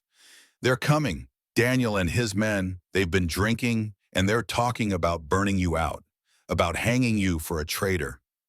15 years fell away in an instant. Despite the lines time had etched around her eyes and mouth, despite the gray threading through her dark hair, Thorn would have known her anywhere. Elizabeth, he breathed the name, catching in his throat. For a moment, the world seemed to hold its breath. Thorn stood frozen on the porch, his mind struggling to reconcile the woman before him with the ghost who had haunted his dreams for 15 years. Elizabeth Blackwood, older now, her face bearing the marks of time and hardship, but unmistakably the woman he had once promised to marry. Elizabeth, he said again, his voice steadier this time. What are you doing here?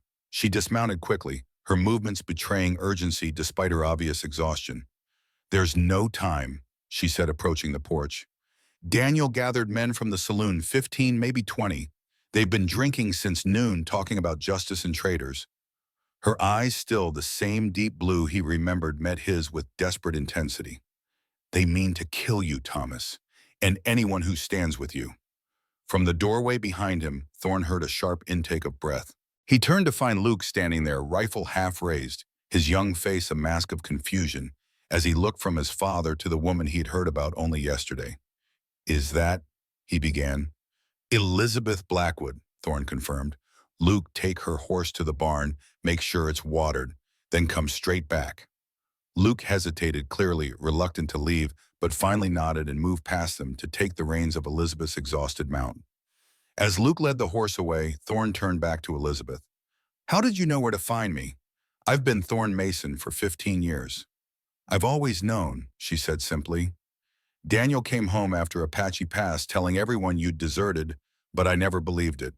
When he was drunk enough, he'd sometimes let things slip, fragments of the truth. I pieced it together over the years.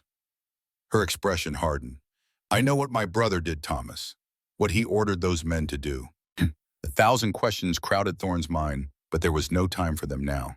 Come inside, he said, gesturing toward the door. We need to prepare.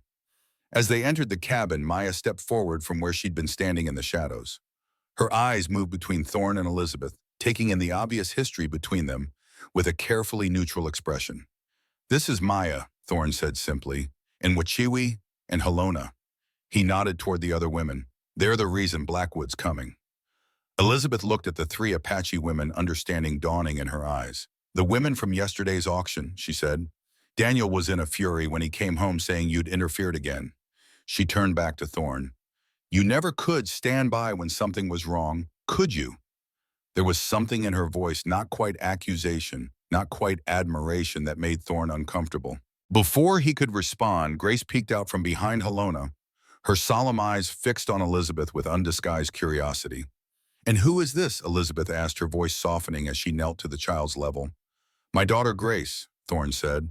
And you've met Luke, my son. Elizabeth nodded, a flicker of something like pain crossing her features before she schooled them into neutrality. They have Catherine's eyes, she observed quietly. The mention of his late wife sent a pang through Thorn's chest. Yes, he agreed, they do. An awkward silence fell heavy with unspoken history and complicated emotions. Maya broke it, her practical nature asserting itself. If more men are coming, we must finish preparing, she said. How much time do we have? This last was directed at Elizabeth. An hour, maybe less, Elizabeth replied, seeming grateful for the shift in focus. They were still gathering when I left, but Daniel won't wait long once they're all armed. Thorne moved to the window, peering through a gap in the boards toward the road that led to town. Luke said 15 to 20 men. Elizabeth nodded grimly. Most are just along for the spectacle, or because Daniel's been buying the drinks. But some, she hesitated. Some have old grudges against the Apache. They won't hesitate to kill. Thorne absorbed this, his mind racing through options. The original plan had assumed they'd be facing Blackwood and perhaps a handful of deputies, not a mob of 20 armed and liquored-up men. We can't defend the house against those numbers, he said finally, not without risking everyone inside. He turned to Maya. The cave Helona showed us, could it hold all of us? Maya conferred it briefly with Helona. Then nodded, yes, but getting there unseen with so many would be difficult. Not if we split up, Thorne decided. Take different routes, meet at the cave. He looked at Elizabeth. Did they see you leave town? Are they following you? She shook her head.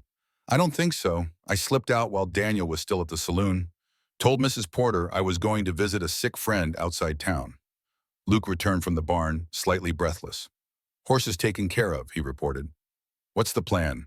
Thorne quickly outlined the new strategy, abandoning the house in favor of the hidden cave, splitting into smaller groups to make tracking more difficult, meeting at the designated location to wait out Blackwood's initial fury. Once they find the house empty, they'll either burn it and leave or set up watch, he explained. Either way, we'll have better options from the cave than trapped in here. What about our things? Luke asked, gesturing around the cabin that had been their home for 10 years. If they burn it, things can be replaced, Thorne said firmly. Lives can't. He placed a hand on his son's shoulder. We'll take what we can carry, but nothing more. Understand? Luke nodded reluctantly, the reality of their situation sinking in. Yes, sir. Good. Now here's how we'll split up. Thorne moved to the table where Helona's map still lay. Maya, you'll take Grace and Helona along the eastern trail. Luke, you and Wachiwi will take the ridge path to the north. He traced the routes with his finger. Elizabeth and I will create a diversion, then follow the creek bed west before doubling back to the cave. Maya's eyes narrowed slightly. The creek bed is the most exposed route, she observed. And you would take it with the woman least familiar with this land. Elizabeth rode with me when we were younger, Thorne said. She knows how to move through rough country, and the creek bed, while exposed, is also the fastest route if we need to draw pursuers away from the others. He didn't add that keeping Elizabeth with him also meant he could watch her trust her warning, though he might. 15 years was a long time and the bond between siblings was strong. Part of him couldn't help wondering if she had been sent to delay them, to keep them in place until Blackwood arrived. Maya seemed to read his thoughts, or at least the caution behind them. She nodded once, accepting his decision without further comment. Everyone pack only what you can carry, Thorne instructed. Food, water, one blanket each, and weapons if you can use them. He glanced at the window, judging the angle of the sun. We leave in 15 minutes. As the others scattered to gather their few possessions, Elizabeth touched Thorne's arm lightly. Thomas, she said quietly, using the name he had shed so long ago. I need to tell you something. There's no time, he began. Take time, she insisted, her voice low but intense.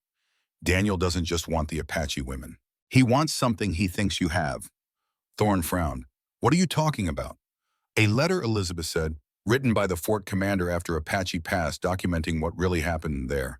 A letter that would prove Daniel ordered the massacre against direct orders that would expose him as the criminal, not you. Thorne's blood ran cold. There is no letter, he said. If there had been, I would have used it years ago to clear my name.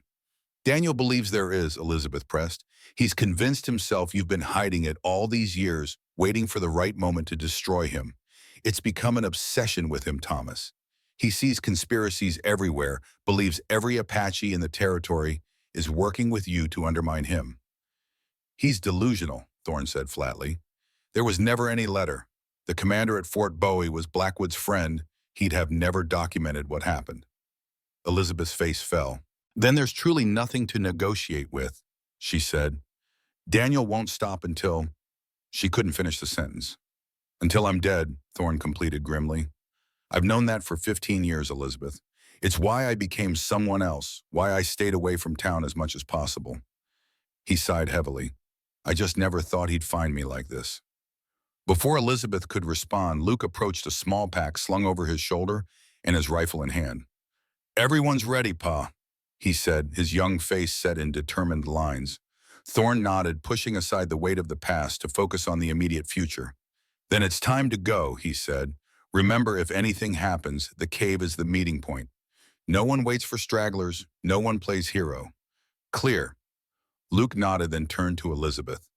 Ma'am, he said formally, thank you for the warning. You didn't have to risk yourself for us. Elizabeth's eyes softened as she looked at the boy. I've made many mistakes in my life, she said quietly. Letting your father face this alone won't be another one. Something in her words struck Thorne as odd, a note of finality or resignation, but there was no time to question it. Outside, the shadows were lengthening, marking the approach of the hour when Blackwood and his men would arrive. Move out, Thorne ordered, and God go with you all. Maya led Grace and Helona along the eastern trail, moving swiftly but carefully through the scrub brush and scattered pine trees that dotted the hillside. The path was narrow and rocky, barely visible to untrained eyes, but Helona moved with the confidence of one who knew the land intimately. Grace followed close behind, her small face serious but unafraid. In the few days since the Apache women had arrived, the child had formed a deep bond with Helona, seeming to sense in the sorrowful woman a kindred spirit who understood loss without needing words to explain it. Maya kept a steady pace, pausing occasionally to listen for sounds of pursuit and to check that the others were keeping up. Her mind, however, was divided, part focused on their immediate safety, part lingering on the cabin they had left behind, where Thorne and the woman called Elizabeth would soon begin their diversion. The woman from his past. The one he had been engaged to marry before fate and violence had torn them apart. Maya had seen the way Elizabeth looked at Thorne with a mixture of pain, regret, and something deeper that spoke of feelings never fully laid to rest. And she had seen how Thorne looked at Elizabeth with caution, yes, but also with a flicker of recognition of shared history that Maya could never be part of. It shouldn't matter, she told herself firmly. What mattered was survival, getting to the cave, safely protecting Grace and Helona, living to see another dawn. And yet the image of Thorne and Elizabeth standing together on the porch, the tension and familiarity between them palpable, even from a distance, lingered in her mind like a splinter working its way deeper. A small hand slipped into hers, drawing Maya from her thoughts. Grace looked up at her with solemn eyes that seemed too knowing for her 9 years. Papa will come, the child said simply, her rare words carrying absolute certainty. Maya squeezed the small hand gently. Yes, she agreed, he will come. Whether he would come alone or with Elizabeth at his side was a question Maya pushed from her mind as they continued along the twisting path towards safety. Luke moved with surprising stealth for a boy raised on a farm, picking his way along the ridge path, with Wachiwi close behind him. The tall Apache woman matched his pace easily, her powerful frame belying a natural grace as she navigated the rocky terrain. They had traveled in silence for nearly half an hour, both alert for any sign of Blackwood's men, when Luke finally spoke. That woman, he said quietly. Elizabeth. She was engaged to my father before he met my mother. It wasn't a question, but Wachiwi made a small sound of acknowledgement, indicating she was listening, despite the language barrier between them. He called her name sometimes. Luke continued, more to himself than to his companion, in his sleep or when he was feverish. I always wondered who she was. He glanced back at Wachiwi. Strange to finally meet her like this, after all these years. Wachiwi said nothing, but her dark eyes were thoughtful as they continued along the path. Luke found her silence oddly comforting. Not judgmental or disinterested, but patient, as if she understood that some thoughts needed to be spoken aloud without requiring a response. My father's not who I thought he was, he said, after another stretch of silence. Not entirely, anyway. He had a whole life before my mother before me. A different name, even. He kicked a small stone, watching it skitter down the slope. Makes me wonder how much of what I know about him is real.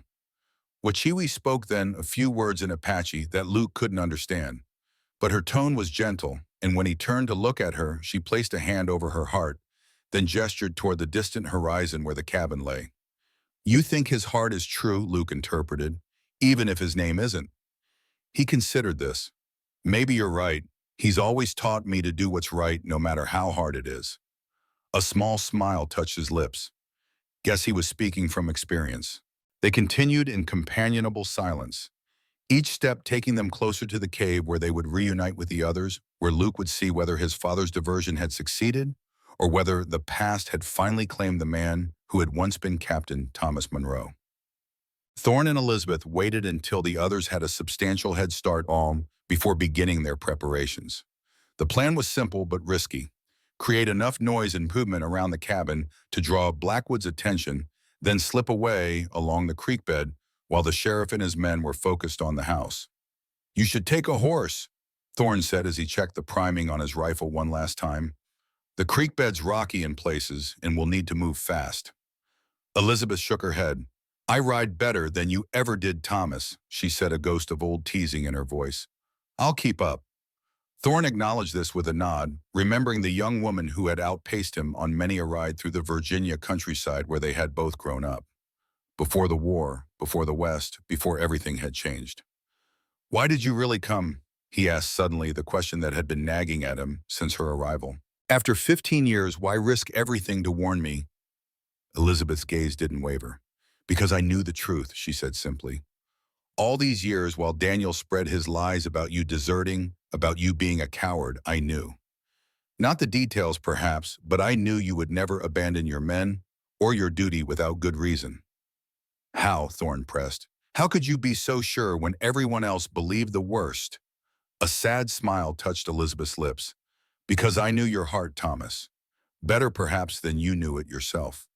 Before Thorne could respond, the distant sound of hoofbeats reached their ears, many horses approaching fast. Their time had run out. Ready? He asked, moving toward the door. Elizabeth nodded, her face suddenly composed and determined. Ready?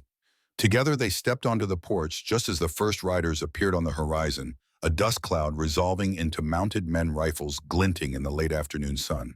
At their head rode Sheriff Daniel Blackwood, his black coat and hat making him a dark silhouette against the golden landscape. Here we go, Thorne murmured, raising his rifle to fire a warning shot into the air. The crack echoed across the valley, momentarily freezing the approaching riders. Let's make them think we're preparing to defend the house. Elizabeth moved to the corner of the porch, waving a cloth as if signaling to others. They'll think you have men positioned around the property, she explained. Thorne fired again, this time aiming well wide of the riders, but close enough to kick up dust near their horses' hooves. The animals reared and bucked temporarily, throwing the formation into chaos. They'll regroup quickly, Elizabeth warned. Daniel won't be deterred by a few shots. I'm counting on it, Thorne replied. We just need them focused on the house long enough for the others to reach the cave. He could see Blackwood gesturing to his men, splitting them into groups to approach from multiple directions. It was the move of a trained military officer, methodical, strategic, and exactly what Thorne had anticipated. Time to go, he said, touching Elizabeth's arm lightly. Around the back, then, down to the creek bed. Stay low and move fast. They slipped through the house and out in the back door, crouching low as they made their way toward the small gully that led down to the creek. Behind them, the first shots rang out, Blackwood's men firing at the seemingly defended house, expecting resistance that wasn't there. They'll figure it out soon enough, Thorne said as they half slid, half ran down the steep bank to the creek bed. We need to put as much distance between us and them as possible before they realize the house is empty. The creek was mostly dry this time of year, just a trickle of water down the center of a wide rocky channel. It offered good cover in its deeper sections, but would leave them exposed when it shallowed out over the rocky flats. They moved as quickly as the terrain allowed, stumbling occasionally on loose stones, but maintaining a steady pace away from the cabin. Behind them, the gunfire had intensified, Blackwood's men laying down covering fire as they advanced on the house. How long do you think it will take them to realize no one's shooting back? Elizabeth asked, her breath coming in short gasps as they rounded a bend in the creek. Not long, Thorne admitted. Blackwood's many things, but he's not stupid. 5 minutes, maybe 10. They pressed on the creek bed, gradually deepening as it carved its way through the hills. The gunfire behind them had stopped a silence more ominous than the previous shooting. "They know," Elizabeth said, pausing to catch her breath. "They'll be coming after us soon." Thorne nodded grimly. "We need to leave the creek before the next bend. There's a side canyon that leads up toward the cave, but it's steep going." Elizabeth glanced back the way they had come, her expression unreadable in the fading light. "You go," she said suddenly. "I'll continue along the creek, draw them away from the canyon." "What? No," for Thorne shook his head emphatically. "We stay together." "Be practical, Thomas," Elizabeth insisted. "You know this land better than I do. You can reach the cave and the others. I can lead Daniel on a chase long enough to give you time." "And then what?" Thorne demanded. "When he catches you, which he will, what do you think he'll do to his own sister when he realizes you've betrayed him?" A strange smile crossed Elizabeth's face, sad and resolute, and somehow final. "Daniel won't hurt me," she said. "He never could." Something in her tone sent a chill through Thorne's body. "Elizabeth," he said slowly, "what are you not telling me?" She looked away toward the darkening eastern sky. "I'm dying, Thomas," she said quietly. "A growth in my breast spread too far for the doctors to help. 6 months, they said. Maybe less." The words hit Thorne like a physical blow. "Elizabeth, why, don't," she cut him off. "I didn't come here for your pity. I came because I couldn't let Daniel destroy what remains of the man I once loved." Her eyes, when they met his, were clear and determined. "Let me do this, Thomas. Let me make things right in what time I have left." Before Thorne could respond, the sound of hoofbeats reached them, distant still but growing closer. Blackwood and his men had discovered the ruse and were now in pursuit. "Go," Elizabeth urged, giving him a gentle push toward the side canyon. "Your children need you. Those women need you." Her voice softened. "Maya needs you." Thorne stared at her, struck by her perception and the selflessness of what she was proposing. "I can't just leave you," he said, though part of him recognized the logic of her plan. "You already did 15 years ago," Elizabeth said, but there was no bitterness in her tone, only a gentle acknowledgement of their shared past. "And it was the right choice then, too. You followed your conscience at Apache Pass, and you found love with Catherine afterward." She smiled sadly. "Some people are meant to meet, Thomas, but not meant to stay together. Perhaps that was us." The hoofbeats were closer now, accompanied by shouts, as Blackwood's men spotted signs of their passage along the creek bed. "Go," Elizabeth said again, more urgently. "I'll lead them south away from the canyon. Give me your hat and coat in this light. From a distance, they'll think I'm you." Thorne hesitated only a moment longer, then shrugged out of his coat and handed it to her along with his hat.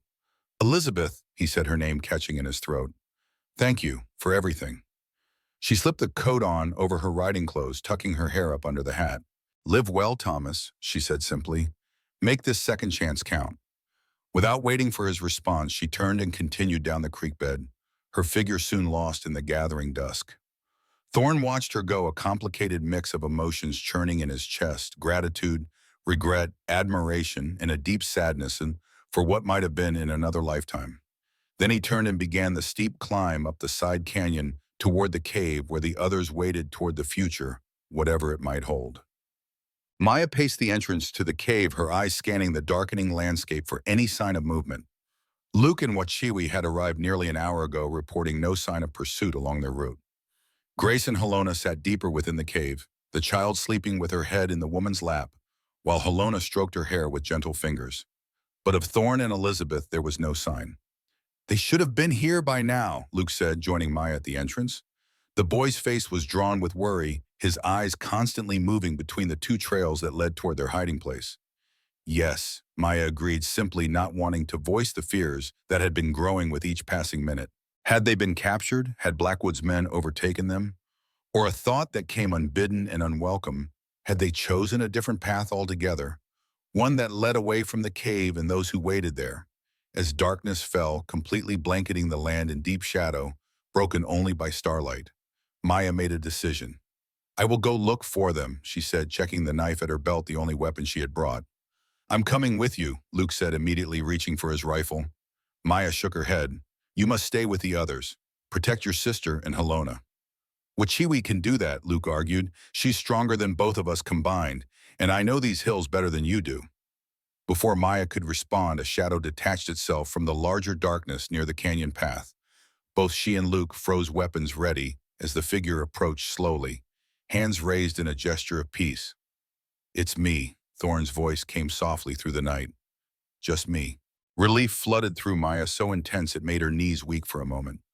"Thorne," she breathed, moving forward to meet him. Luke was faster, rushing to his father and embracing him fiercely. We were worried. Where's Miss Elizabeth?" Thorne returned his son's embrace, then met Maya's eyes over the boy's shoulder. What she saw there, a mixture of grief, regret, and grim acceptance, told her everything she needed to know. "Elizabeth chose to lead them away from us," Thorne said quietly as they moved into the shelter of the cave. She's buying us time." "Will they hurt her?" Grace asked sleepily, having woken at her father's return. "The bad men." Thorne knelt beside his daughter, brushing a strand of hair from her face. "No, sweetheart," he said. "She's the sheriff's sister. He won't hurt her." The words were meant to reassure Grace, but Maya heard the doubt beneath them.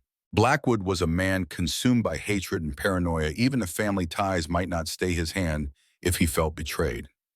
"What now?" Luke asked, his young face serious in the dim light filtering into the cave. "We can't stay here forever." "No," Thorne agreed, "but we can wait until morning. Blackwood and his men won't risk searching these hills in the dark. The terrain's too dangerous, and they don't know it like we do." He glanced around the cave, taking in their meager supplies and the exhausted faces of his unlikely family. "Try to get some rest," he said. "Tomorrow we'll decide our next move." As the others settled down on blankets spread over the cave floor, Thorne moved to sit beside Maya near the entrance. For a time, they sat in silence, watching the stars wheel slowly overhead and listening for any sound that might indicate pursuit. "She told me to go," Thorne said, finally, his voice so low that only Maya could hear. "Said that you needed me, that my children needed me." Maya glanced at him, surprised by the admission. "She barely knows me," she said. "She knows enough," Thorne replied. "Elizabeth always could see through to the heart of things." He hesitated, then added quietly, "She's dying. Cancer. 6 months, maybe less." Understanding dawned in Maya's eyes. "That is why she was willing to risk herself," she said. "She has already made peace with death." Thorne nodded, his throat tight with emotion. "I think so. Her last gift to me, to all of us, was time. Time to find another way forward." "And have you, ma'am," Maya asked, "found a way forward?" Thorne turned to look at her, really look at her, for what felt like the first time since Elizabeth's arrival had thrown everything into chaos. In the starlight filtering into the cave, Maya's face was shadowed but beautiful, her eyes reflecting pinpoints of light like tiny galaxies. "I'm starting to see one," he said softly. "If you're willing to walk it with me." Maya held his gaze, her expression serious but not unwelcoming. "First, we must survive tomorrow," she said practically. "Then we can speak of paths and futures." Thorne smiled slightly, appreciating her pragmatism, even as he recognized it as a gentle deflection. "Fair enough," he agreed. "First, we survive." They lapsed into comfortable silence, keeping watch together as the night deepened around them, and their companions slept unaware of the quiet understanding that had passed between the two sentinels guarding their rest. Dawn broke clear and cold, painting the eastern sky in shades of pink and gold that gradually gave way to the deep blue of a cloudless autumn day. Inside the cave, the small group stirred, waking to the reality of their situation and the decisions that lay ahead. Thorne had spent the last hour of his watch scouting the immediate area, looking for signs that Blackwood's men had tracked them during the night. Finding none, he returned to the cave as the others were preparing a cold breakfast from their meager supplies. "Any sign of them?" Luke asked, passing his father a piece of jerky and a canteen of water. Thorne shook his head. "Nothing fresh. They either lost our trail or—" He didn't finish the thought, but everyone understood the implication, or Elizabeth's diversion had been too successful, drawing Blackwood's full fury onto herself. "What's the plan, Pa?" Luke pressed his young face, serious but determined. "We can't hide out here forever."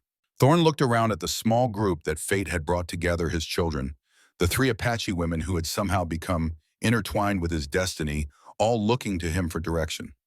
The weight of responsibility settled heavy on his shoulders. "We have a few options," he said finally. "We could try to make it to the next town. Silver Creek is about 30 miles east. Or we could head for the reservation at San Carlos, where Maya and the others would at least have some legal protection." Maya shook her head firmly at this. San Carlos is a place of death, not sanctuary, she said. The agents there are corrupt and the conditions worse than prison. We would not survive a winter there. Thorne nodded, having heard similar reports about the reservation conditions. Then Silver Creek might be our best bet, he said. It's outside Blackwood's jurisdiction. We could resupply there, maybe find work until we decide on a more permanent solution. Or, said a new voice from the cave entrance, you could stop running and face this thing once and for all. They all turned sharply, weapons rising instinctively toward the silhouetted figure standing in the cave mouth. As the person stepped forward into the light, Thorne's breath caught in his throat.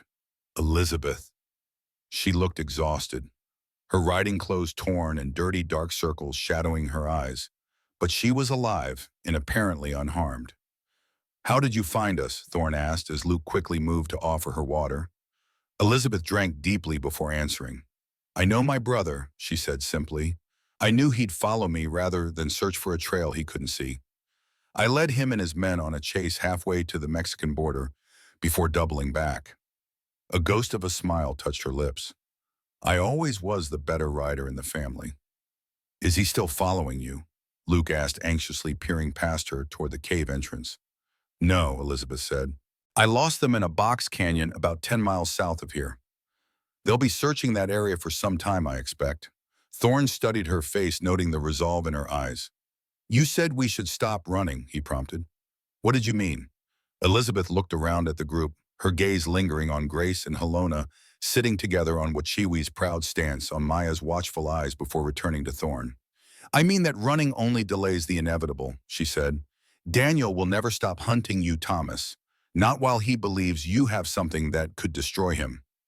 The letter that doesn't exist, Thorne said with a sigh. Exactly. Elizabeth nodded. But what if it did? A tense silence followed her words as everyone processed the implication. You want to fake evidence against your own brother? Luke asked, clearly shocked by the suggestion. Elizabeth's face hardened. My brother died years ago, she said quietly. The man wearing his skin now is consumed by hatred and fear. He ordered the massacre of innocent people, then blamed the one man who tried to stop it. He spent 15 years hunting that man, willing to destroy anyone who gets in his way. She looked directly at Thorne. Including your family. Including these women. Thorne shook his head slowly. Even if we created this fictional letter, who would believe it? Blackwood is the law in Willow Springs. His word against mine, a man who's been living under an assumed name for 15 years. Not just your word, Elizabeth said. Mine as well. And I've brought something else. She reached into her jacket and withdrew a folded piece of paper. I found this in Daniel's desk years ago. I've kept it knowing someday it might be needed. Thorne took the paper and unfolded it carefully. It was a letter, the handwriting unmistakably Blackwood's, addressed to a superior officer at Fort Bowie shortly after Apache Pass. As Thorne read, his face grew grim. He admits it, he said, finally looking up at the others. Not directly, but between the lines. He talks about taking necessary action when Monroe hesitated, about ensuring the Apache threat was eliminated despite resistance from certain officers. It's not a confession, Elizabeth acknowledged, but combined with my testimony about things he's said over the years when drunk, and with Maya's eyewitness account of what happened at Apache Pass, it might be enough, Thorne finished. Not to convict him, perhaps, but enough to cast serious doubt on his version of events. Enough to make people question who the real criminal is. Maya moved closer, her eyes intent on Thorne's face. You would risk this, she asked, revealing yourself as Thomas Monroe, facing whatever consequences might come. Thorne met her gaze steadily. I've been running for 15 years, he said, living in fear that my past would catch up with me, that Blackwood would find me and destroy everything I care about. His eyes moved to his children, then back to Maya. Maybe it's time to stop running. Luke stepped forward, standing tall beside his father. I'm with you, Pa, he said firmly. Whatever you decide. Grace, sensing the gravity of the moment, slipped her small hand into Thorne's. Me too, Papa, she whispered. Wachiwi and Helona exchanged glances, then nodded their agreement. The decision, it seemed, was unanimous. Then it's settled. Thorne said, a weight lifting from his shoulders even as a new tension took its place. We go back to Willow Springs.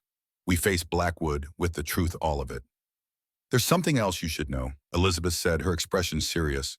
When I was in town yesterday before all this started, I overheard something at the general store. The territorial marshal is due in Willow Springs today or tomorrow, a routine visit, but timely for our purposes. Thorne's eyebrows rose at this news.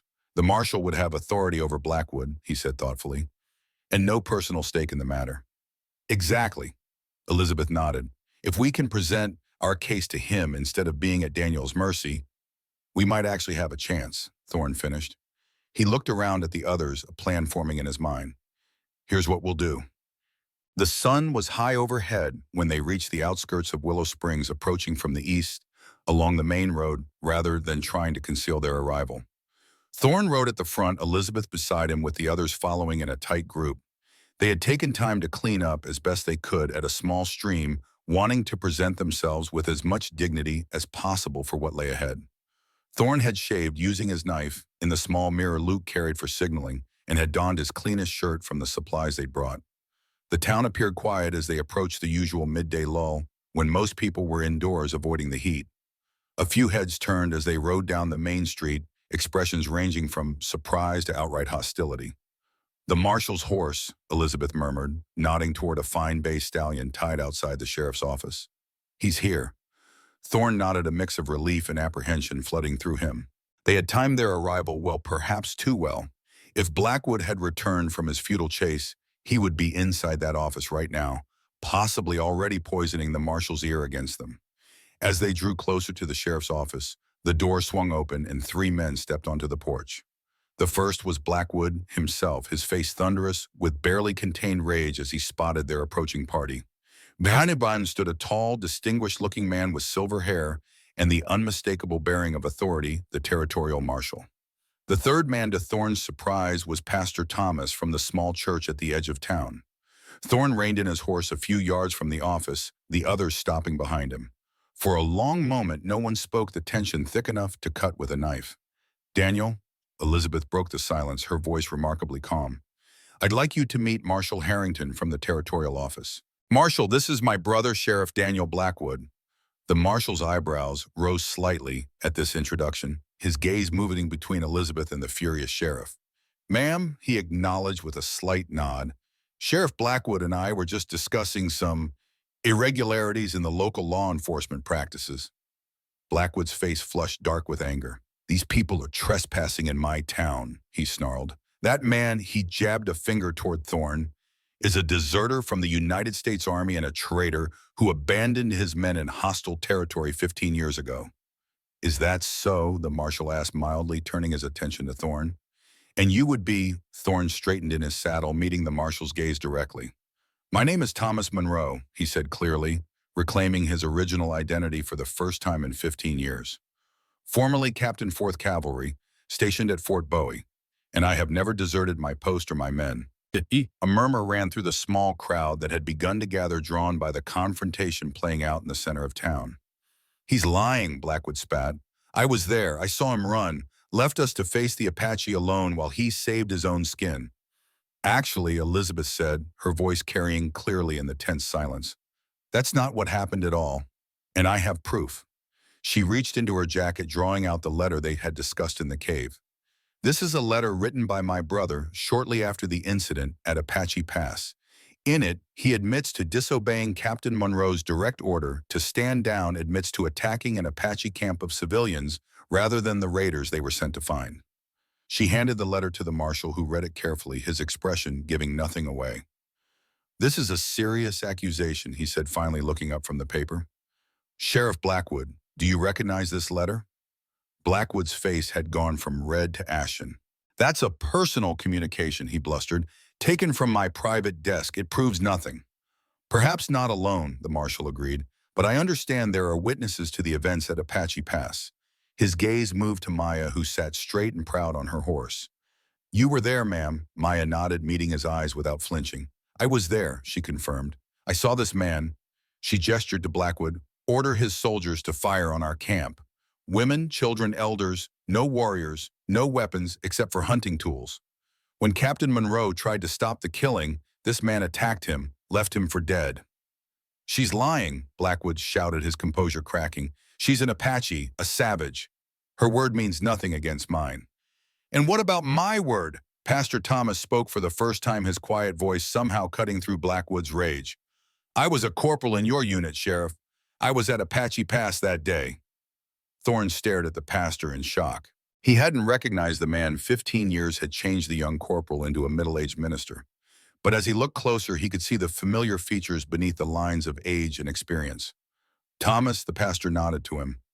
Captain, it's been a long time. Corporal Peterson. Thorne acknowledged the name coming back to him from the depths of memory. It's Pastor Thomas now, the man corrected gently.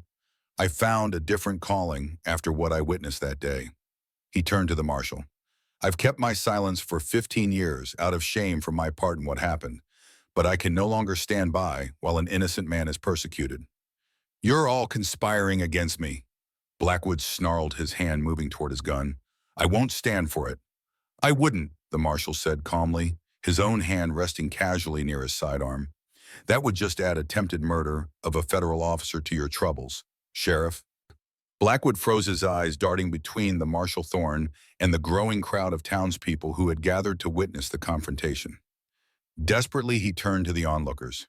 You know me, he appealed. I've been your sheriff for 15 years. Are you going to take the word of a deserter and a bunch of savages over mine?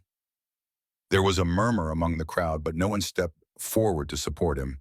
Even Mrs. Porter, who had never shown Thorne any particular kindness, stood with arms crossed, her expression troubled as she looked between the two men.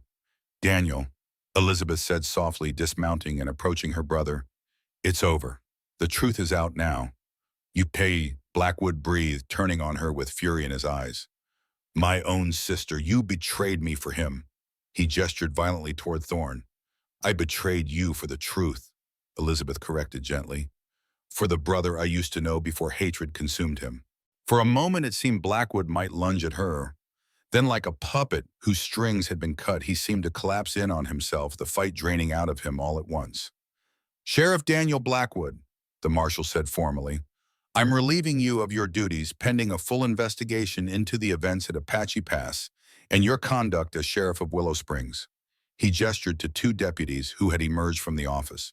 Take him inside. Keep him under guard. As Blackwood was led away, his eyes found Thorne's one last time.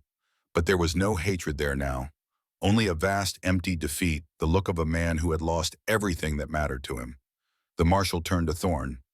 Captain Monroe, he said, I'll need a full statement from you and all witnesses. There will be an official inquiry, you understand. Thorne nodded. I understand, and I'll cooperate fully. Good advice, the marshal said with a brisk nod. As for the matter of your irregular documentation for the past 15 years, I think we can sort that out without too much difficulty, given the circumstances. He glanced at Maya Wachiwi and Helona. And these ladies are under your protection, I understand. They are, Thorne confirmed. They were wrongfully captured and sold. They should be free to choose their own path forward. The marshal considered this, then nodded again. I'll make a note in my report. Given the testimony about what happened at Apache Pass, I think we can arrange for them to have protected status if they wish to remain in the territory. Maya exchanged glances with her companions, then spoke for all of them. We wish to stay, she said simply. Very well, the marshal said. Now I suggest you all get some rest. It's been quite a day and we have much to discuss tomorrow. He tipped his hat to Elizabeth. Ma'am, thank you for bringing this matter to my attention. As the marshal returned to the sheriff's office, the crowd began to disperse, murmuring among themselves about the unexpected turn of events. Some cast curious glances at Thorne and his unusual family, but there was more confusion than hostility in their looks. Pastor Thomas approached, extending his hand to Thorne. Captain, he said, or do you prefer Mr. Mason now? Thorne shook the offered hand, still trying to reconcile this dignified minister with the young soldier he had barely remembered. Thorne is fine, he said. It's been a long time, Corporal. Indeed it has, the pastor agreed. Too long for both of us to be carrying the weight of Apache Pass. Perhaps now we can both find some peace. He glanced at the group behind Thorne.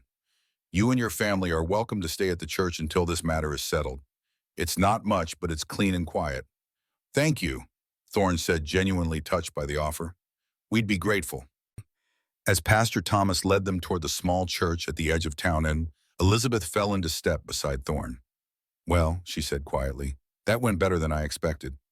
Thorne glanced at her, noting the weariness beneath her composed exterior. Thanks to you, he said. Without that letter, without your testimony. Elizabeth shook her head.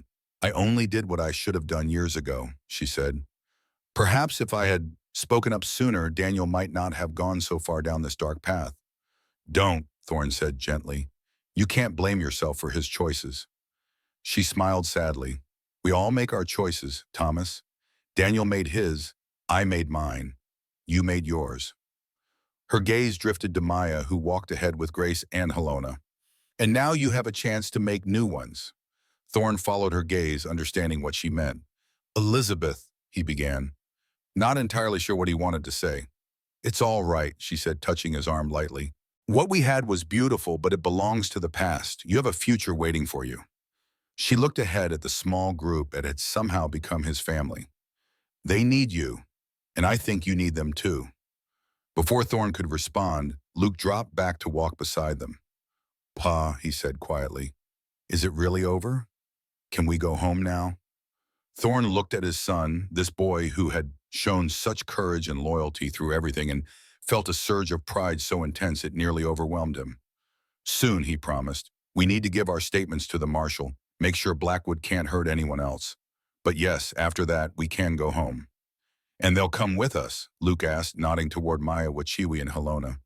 They're part of our family now, right? Thorne glanced at Elizabeth, who smiled encouragingly, then back at his son. If they want to be Ishawabi, he said, that's their choice to make. Luke nodded thoughtfully. I hope they choose us, he said simply, then hurried ahead to catch up with Grace. As they approached the church, Thorne found himself walking beside Maya, who had slowed her pace to match his. For a moment they walked in silence, each processing the events of the day and what they might mean for the future. Your name is Thomas, Maya said finally. It suits you better than Thorne. He smiled slightly. I've been Thorne Mason so long, it might take some getting used to being Thomas Monroe again. Perhaps you can be both, Maya suggested, the man you were and the man you have become. Thorne considered this, liking the idea of integration rather than rejection of either identity. Perhaps, he agreed. Then gathering his courage, he asked, and where do you see yourself in this new future we're creating? Maya's eyes met his, direct and clear. I told you before, she said, I want a home. For myself, for Wachiwi and Helena, a place where we can live without fear. And would that home, Thorne asked carefully, be our farm with me and the children? A small smile touched Maya's lips. If we are invited, she said. You are, Thorne said simply. All of you. Maya nodded, satisfied with his answer. Then yes, she said. That is where I see myself, building something new from the ashes of the past. She glanced back at Elizabeth, who walked a few paces behind them. She is a good woman, your Elizabeth. She was never really mine, Thorne said quietly, just as I was never truly hers. We were young and the world was different then. And now, Maya asked, her voice neutral, but her eyes searching his face. Thorne stopped walking, turning to face her fully. Now, he said, I'm a man who has been given a second chance at life, a man who wants to build something meaningful with the years he has left. He held her gaze steadily. And I find myself hoping that you might want to build it with me. Maya studied him for a long moment, her expression unreadable. Then slowly she smiled, a true smile that reached her eyes and transformed her face. I would like that, she said simply.